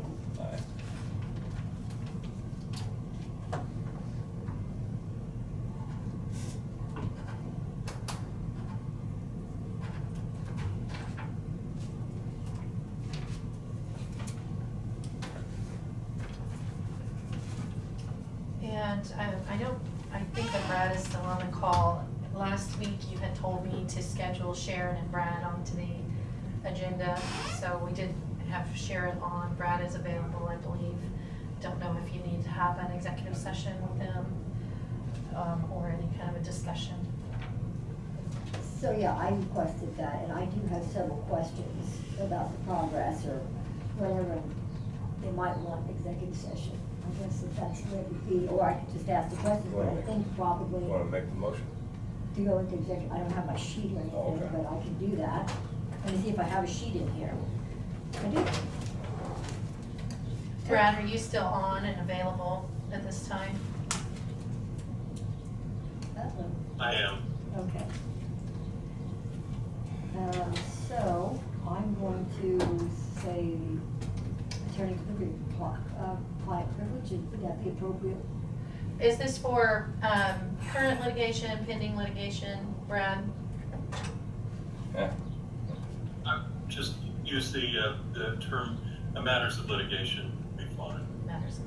Okay, then I'm gonna go ahead and move that we enter into executive session for matters of litigation with Brad Jantz, with Sharon Olmsted, the commission, for a matter of 15 minutes.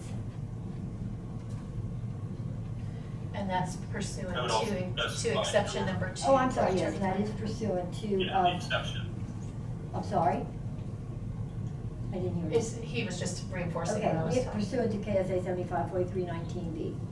Number 2 for attorney-client privilege. Yeah, I said matters of attorney. Right, matters of Yes, litigation would be and- the okay. subject, and that Number is the 2. reason. Yes. Okay. Got a second by Randy.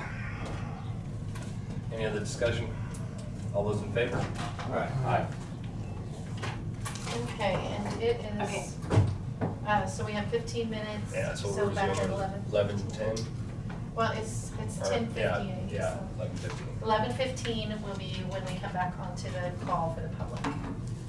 And it'll take me a moment to switch over. We'll just call them too.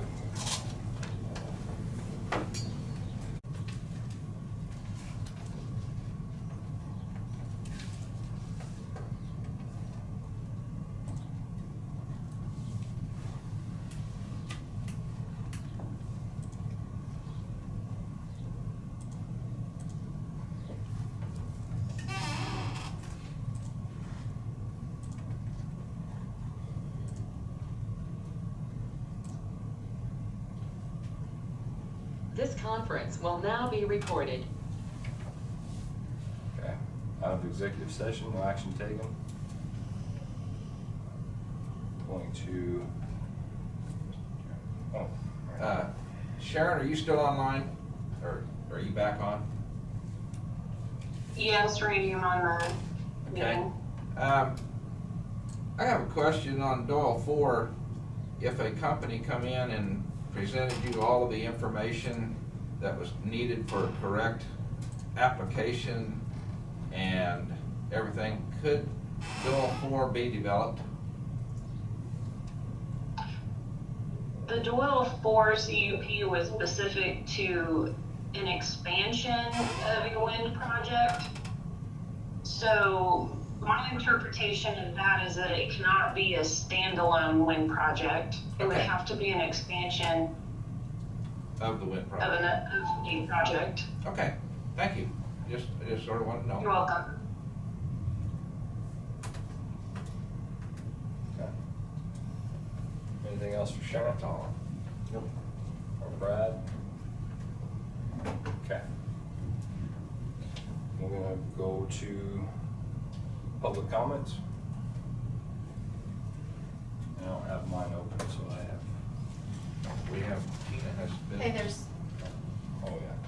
I have Tina down for business yet. Do you still have any business to take care of? no, it was only the bids from the bank, Okay. and Okay. so that was all I had.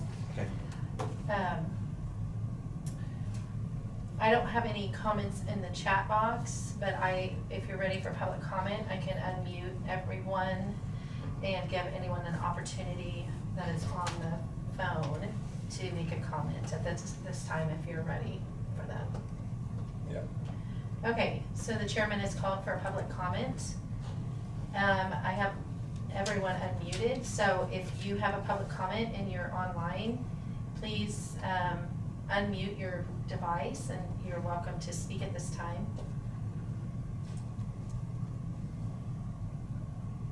Some people are getting back in. I don't see any members of the public.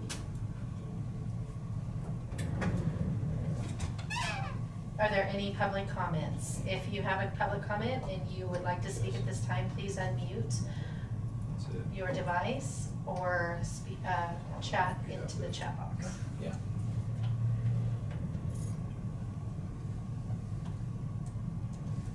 Okay.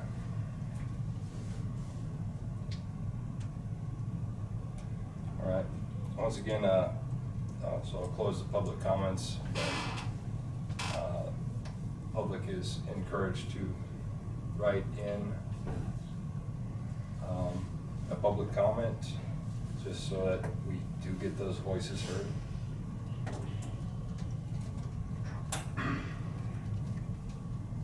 All right, now we'll go to commission comments. I'll make one. It's nice to be back. Instead of seeing me in pictured up there, it is nice to be back, and so, yeah, glad to be here. Thank you. It is a different experience. And so I have one too. I'm gonna expand on Randy, and it is good to have you back. Thank you. It's kind of like people being people again, but the public feels the same way. And I think we need to do something different and open up our meetings. I think we really need to look for another location, whether it be the city building, we could use that building, whether we use the lake. We don't need all this equipment and stuff out there if we go to a bigger place, and we can have, because now we can have 15 people at least at the meeting, which I don't know how we get that many. But it's time to open up and bring the public back in, because they too would like to, like Randy, appreciate being at a meeting. I know there's several people who do not participate in this or who get frustrated with this, and it just is not what I consider to be very public friendly. And I know the public feels as though it's not friendly. And so I'm gonna ask that we consider opening the meetings back up, looking for an alternative location for the duration of whatever time it is that we have to do it that way. I've heard a lot of comments about it, and I would just encourage the board to consider that. I mean, this works while we have to do it, but we don't have to do it anymore. We can move on and start opening. I don't have any problem with finding a different venue. I wouldn't want to abandon this method though. I mean, because there are people that do It still needs to be. dial in and do record like now. it. It saves them 15, 20 miles to get here. I've been part of a lot of city council meetings that nobody's had any beefs. I Just understand, don't. I understand that, But Yes, we You can. do have a bunch of people that are regular, that always followed county business and stuff, and now they're literally being excluded. And, you know, and there's a lot of people who won't attend, who don't even care. I got that. But I'm just saying that we need to at least have access to those who wish to be a part. I believe we're at 15 now. Is what Okay. we can allow. We would have to find a bigger venue. That would, Some venues won't work though we would have to have an internet connection. yeah. No, So- no, we wouldn't have to take, if we go to a public meeting or another, we don't need all this. We just need that camera. We need to continue with this internet Not connection. necessarily. Otherwise, you're blocking these people out that want to use They're this. not. That's what the to camera is for. To allow these other people. That's what the camera is for them to go back and review Yeah, the they- meeting. That doesn't allow them to participate live. Yeah. We need to keep it like it is. See, That's just flipping. That's what's happening nowadays. That's progress. Okay, I got that, but you know what, there's a lot of people that you're eliminating, and I think it's Well, you're gonna eliminate the other side too, not, by not allowing network. I would like to see all the people who are on there who do not attend, who would only attend by this fashion. I think that would be the thing to find out. Yeah, Because if, I can't, and I can't see a lot of the names from here, but the people that I see on there, that I can see or that I know participate in that, would attend a meeting if the meeting was open. I haven't seen, now I see, well, I'm not gonna mention a bunch of names, but I see one or two people, and I don't know if they would have come attend or go a different, but nobody's on there that doesn't normally attend. That one person, I don't recognize that name. Yeah, you're looking at it right now. I've I'm looking looked at at it it right week now. after week after week after week. So I got it, Jonah. if we're still limited to 15, I mean, we basically got, we could get, if you take another venue, the max you get in was be 8 more. What all of a sudden, if you're at number 16, you're gonna tell them to leave? Well, you know, what is phase 2? I think they're gonna even open it up even, by the time we get another venue, by the time we get to another place, you're gonna be moving on. I mean, they're opening up, you're soon gonna be till, what, I see the number 30 or something like that? So, Well, it that just kinda, depends on the spacing. So, one thing that I can do, which I talked to Lloyd about for today, but we weren't really able to move forward, we may be able to set up in the hallway additional space for people to view the meeting if they want to attend in person in the hallways, proper spaced. Because we can only fit, if Brad is here, this is basically everyone we can fit into this room and comply with the 6-foot space. Even though we can have up to 15, but we could potentially have some more in the hallway. And if those folks wanted to come in and make a comment during the appropriate time, we could set up the podium and they could come to the edge of the room and be able to speak one at a time and then go back. So that is something we could do without losing your network and the ability of others outside to be able to still participate. And it's also something you could do for a period of a week or two without having to go to a whole nother venue, try to figure out how to set up everything, the tables, the room, make sure there's 6-foot spacing, make sure there's ability for people to hear, because in a lot of those buildings you can't hear. You'd still have to have some sort of microphone for the public that did attend to be able to hear, and you probably would need to have internet access to be able to Plus, we'd probably have to have IT there just to make sure that it's gonna work. What, is the courtroom not being open right the now? courtroom is being used. Is being used? Yeah, and they're open just like we are, except for, I mean, they're restricting numbers and so forth, but as soon as the courthouse opens, I don't know their schedule, but they are considered open to certain things as well. I didn't know whether on Mondays, whether they had anything booked for Mondays, you know. A lot of times they do. Yeah, I don't know, a lot of times specifically. it's normal, but I'm just saying now. And what I was getting at is, maybe you have a remote where they could go up there, do their spacing, and have a podium.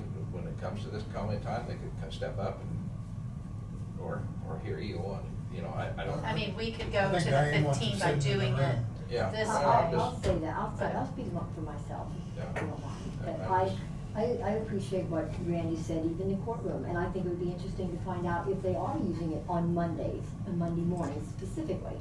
I know there was a time when we had asked about that, Randy, that they were Yeah, on full it's- schedule, but that's a different situation now, Yeah. they're not on full schedule yet. I don't think so. I think they're doing different things, but I'm just saying, Right. if we have people, they can go up there, and that's an extra room if it's not being used. And Mhm. maybe have IT set a podium up and a camera, and they can talk to us that way right there too, so. And I'd even be happy with the hallway or something. That would but take, we're just that would talking- take a whole nother setup then. Yeah, I don't know what it would take to communicate. Yeah, I like the whereas hallway. if we could station some chairs out here that they could come Mhm. Yeah. speak if they needed to. Yeah. I think that would be fine too. I mean, I'm sure they would appreciate it because there's some people that are just not able to participate. Does anybody else receive comments or complaints? I've received nobody in my district. I have one that in Would my like to district come that over. would like to come, yes. And actually, some of the people I'm talking about are on your district. They just haven't called you, but they're in your district. Maybe they should call me and let me know. I've heard one from your district. I've heard none from mine. I've heard none from mine. No, nowhere else, just the one. But you'll find, and I even noticed this from the camera, when I first initiated this camera, you know, to be a participant in commission meetings or government takes a certain person. Some people are interested and follow, and some people just aren't. So you're not gonna get 50, 60 people. It's just not anything that this county has ever done, except maybe a special issue that would interest a lot of people. But on an everyday Monday meeting, if you get 10 or 19 listening in, that's the max. Even on the video, sometimes when I went back and reviewed how many hits, do people actually in the comfort of their own home go look at those? You're lucky in a week if you get 15 or 18, sometimes as little as 7. So, I mean, it just varies on the subject matters and the person. So, I mean, I don't think we have to really provide for a massive crowd, but we have to, I'm thinking we need to at least provide for those who can't access through this technology and who want to be here.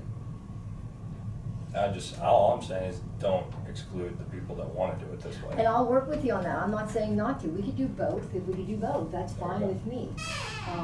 But I just don't want to eliminate anybody because we do work for the people. Well, even people that don't have access, if they know a time, they can call in.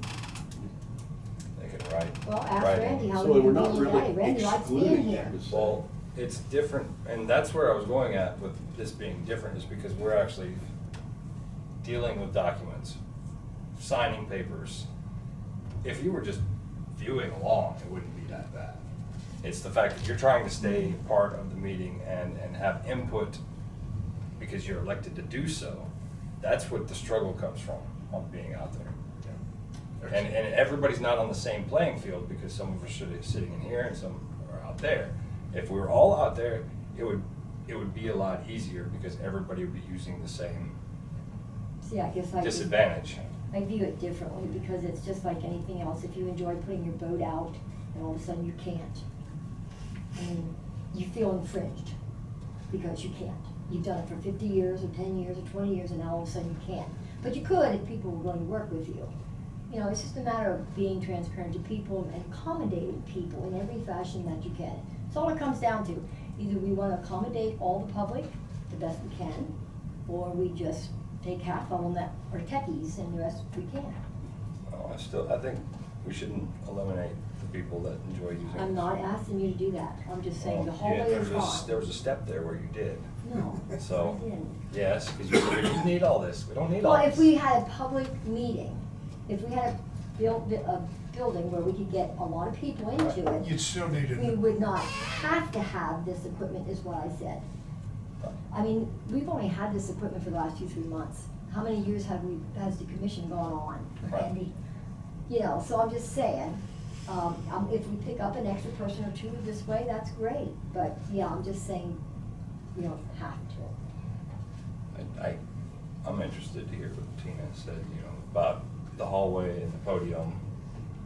That would That would probably- entail either getting a big monitor or a TV. I mean, Oh, well, it, Yes, it does. why?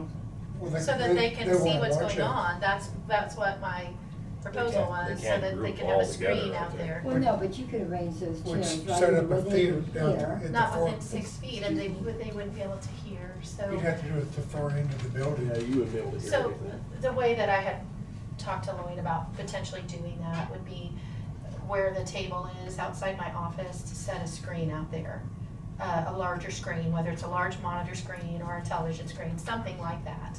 And I could potentially sign in, I have another laptop that I've been using to work at home, so I could utilize that to sign into the meeting and then broadcast that onto the screen. So they would be basically seeing the remote screen. They would hear everything going on in the meeting, they would see the attachments, the screen that I'm sharing, and they can sit their chairs out far enough apart, utilizing from my table down this end of the hallway, if we position right to where they can see and they should be able to hear.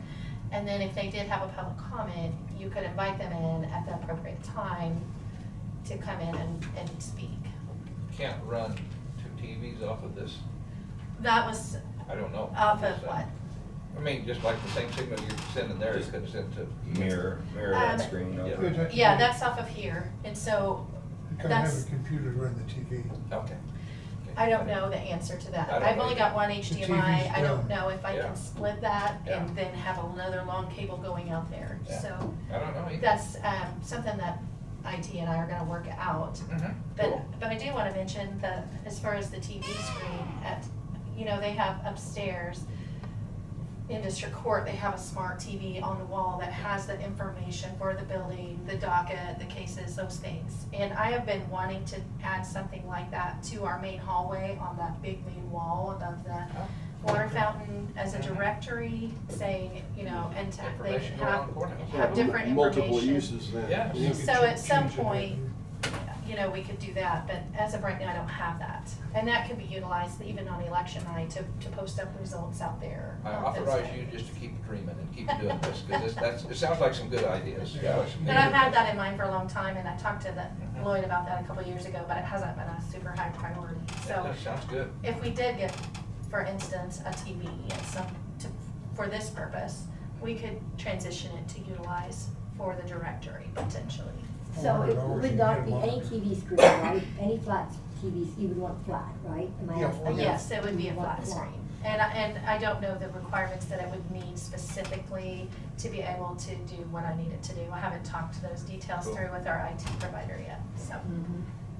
I Anyway, think it's a good idea. but for this week, like for Friday, we could potentially, I could just have a laptop, and I'm sure Lloyd could get me a larger monitor or something to sit out there, even if it's not for us to keep out there forever, so. I have one question text to me here that I'll answer in public comments, and that was in the relationship to the road we were talking about up there being redone. I think they just want to know why the sides was pulled out. That was because it was completely flat and they just didn't want to dump the rock on the sides, and so that's why they rebuilt, shaped the road for all the new rock to be dumped and stuff like that. But the question come in as why didn't they do that on all the roads? Well, because I think it's been, of course, the weather up there has not been cooperative, but it's a time-taking job, but that's a good comment, yeah, we'd like to do it on every road, to pull a road up, pull a rock, but it's not gonna. And I was gonna ask a similar question Yeah. later. I still have one other subject matter that I'd like the commission to talk about. I'm glad you addressed it. Well, and just one more thing on that, if we do try to do something to where we expand the viewing area for this meeting, we still may have the issue of, well, we can add now 4 more people. What happens when the 5th person comes? Sure. And so So you- that's a problem that we may face, that where we say, I'm sorry, this is a number of people allowed, you're welcome to wait and see if someone comes down. I mean, Well, what does anybody do in that case? When the governor says 10 people, the governor says 15, and you get 1 more, what does anybody do in that case? That's your option, that you have to do that. right. But you're still doing the best you would can with what potentially you're be doing. excluding someone. Mhm. So. Well, no, they would always have this option, I guess, or whoever would be techie would be able to do this option.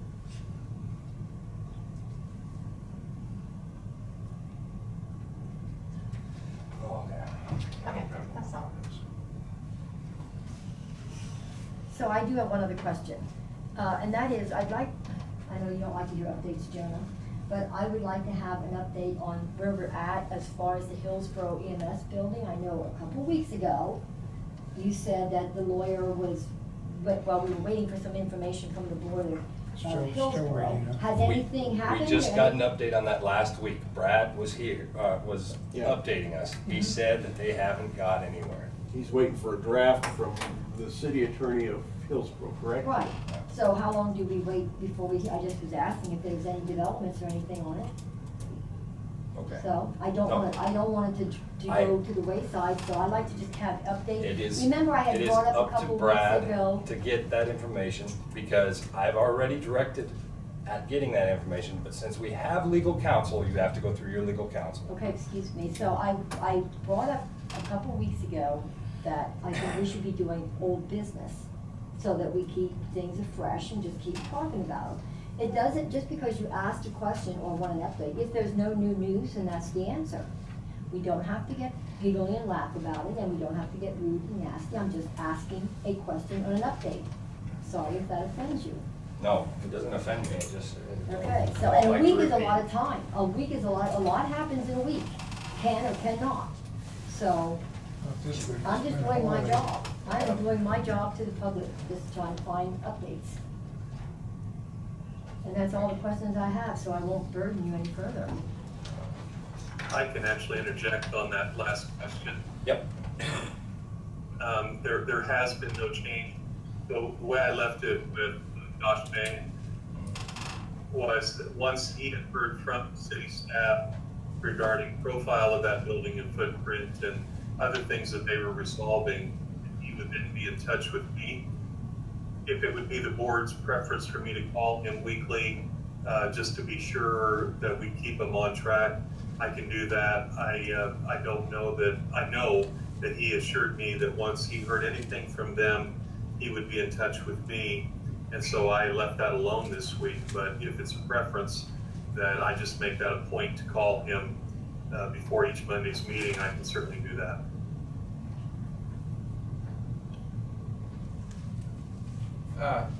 Brad, when you say profile a building and everything, are we gonna be treated any different than somebody else wanting to put a building up, a metal building, or are they gonna require for that ground?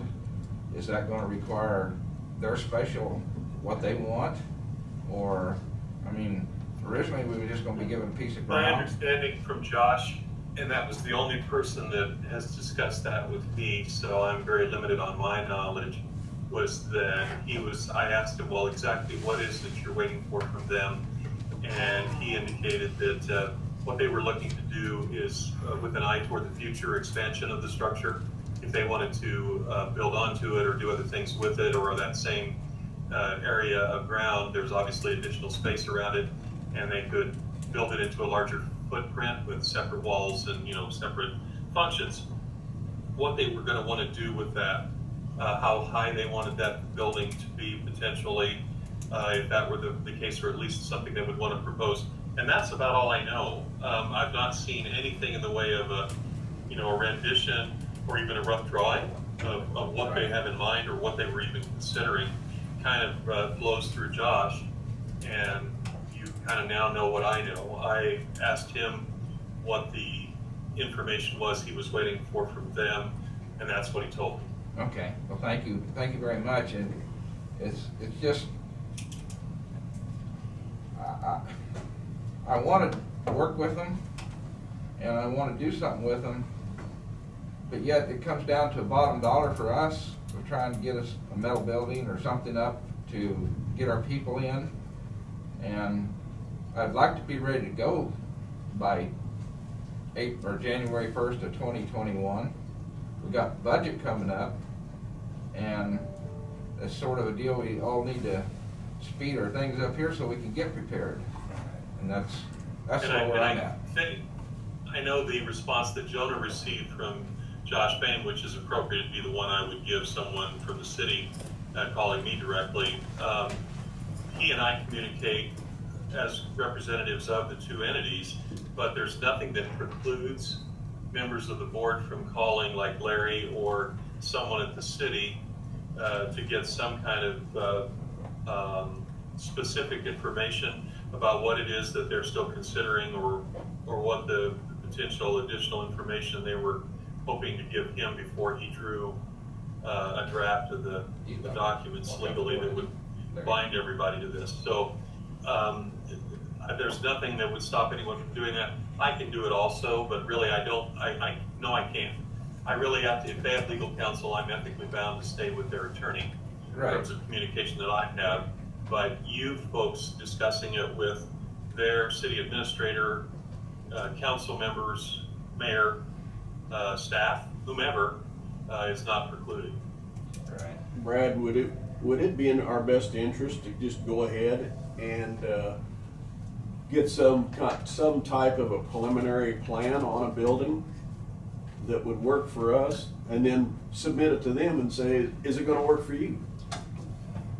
That would probably get it off dead center. Well, and you would also have the ability to kind of set your footprint in terms of what you'd really like to see it be. Because I mean, I think our that. EMS kind of knows what they need. I don't know what the rest of the commission thinks, but. Well, I agree with you. Travis and Ben have been talking to, so. I think the holdup is what the outside's gonna look like. Please remember to speak Well, into your I know they want microphones. everything to kind of blend, but you know, if we come up with a plan, we can say, here it is, can you blend in? Yeah. Right. I don't see anything problem with doing that. Yeah, the most I knew was considering a 14-foot door height, utility connections, making sure that Hillsborough pays for the utility connections. That was about, yeah. you're getting down into a piece of property so Marion County has their, yeah, and also we asked for a piece of property for Marion County to be surveyed out and stuff like that. So. Right. So, yeah, and that's, I will just give you, my input for that is because I don't know what's going to happen 50 years down the road. Right. I don't think anybody does. And I don't want to be in the same type of deal that we got into at Marion City here. They did a very good job of doing a lot for the county, but yet when it comes down the road, well, we're trying to get out here and have a service. And so I would like for the commission to be in charge of what we pay for. I mean, for what we put up. And so that's I'm not trying to be a pain in anybody's rear. I'm just wanting, so it's easy for this commission 50 years from now when they have to make a decision that it's their property, they make that decision. We couldn't do that over there. And now we're getting out to where we can. That's why I think if we just come up with our rendition, maybe that submit it to them and say, can you work with us? that might be a great idea. This is what we need, the bays and the living quarters, the meeting rooms and the restrooms. Right. That may be. I mean, that, you know, I think that's probably the best way to get it off. But I know Mary's Hillsborough's in a switchover mode right now. Yeah, they're so kind of in transition. I know that's probably not the top of their priorities by any means, so. That's why I think it might be easier on them if we'd submit our own rendition. Chairman, Travis is on the call and he's asking if he's allowed to speak. Oh, yeah. Yeah, because it'll solve this right here. Can you hear me? Yep. Thank you, Travis. Okay. Yeah, I just forwarded all the commissioners an email, the last communication that I had with Ben over in Hillsborough. And that was back on May 13th when they were kind of wanting to put things on hold due to an economic uncertainty. And at that point, it was unless Mr. Payne or myself disagreed.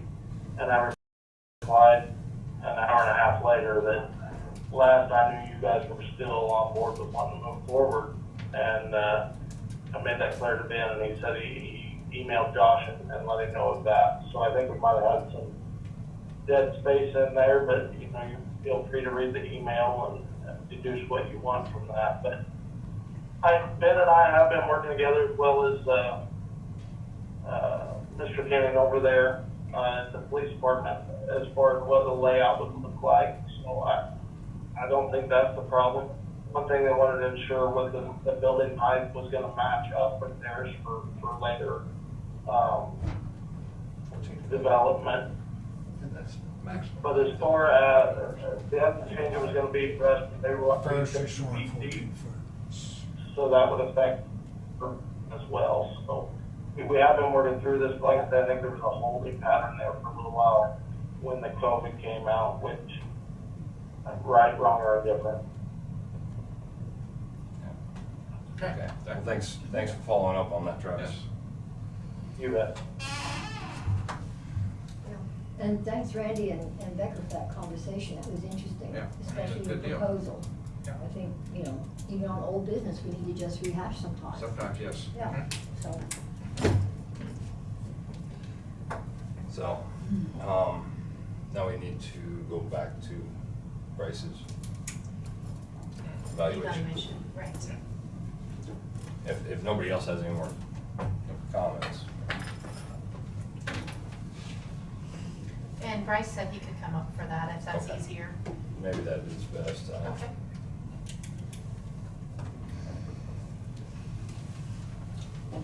Executive session. Yeah, we'll have to go move that recess into executive session in order to discuss, where is it? Personal matters, non-elected personnel, personal evaluation for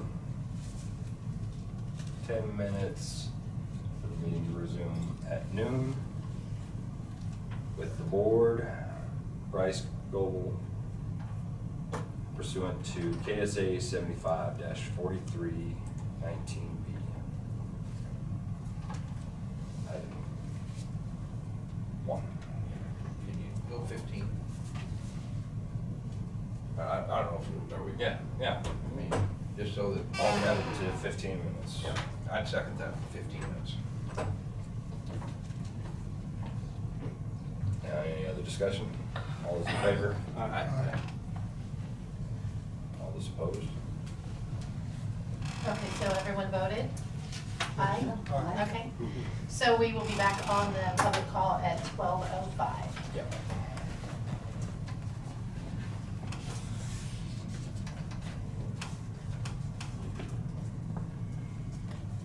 Shut the door behind you. Can do that. Stay on this side of the door. Very busy about that. Had to reboot. Yeah, that's what I figured she'd have to do. She didn't.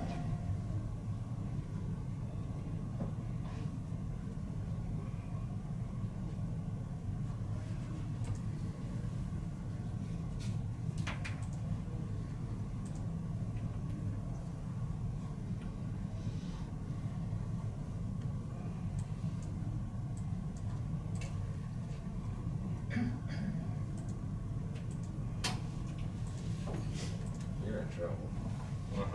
I don't know. I don't know. Dirt bag over here. Yeah, it never brings up my recording screen when I come back.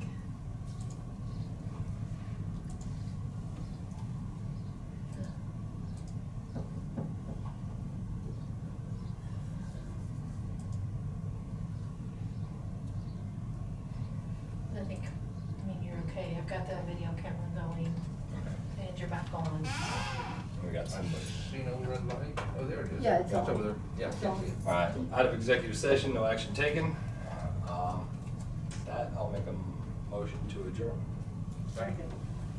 I think I got 3 seconds. Which one am I gonna write down, sir? Diane, I heard Diane. Yeah, Diane. Okay. All those in favor? Aye. Aye.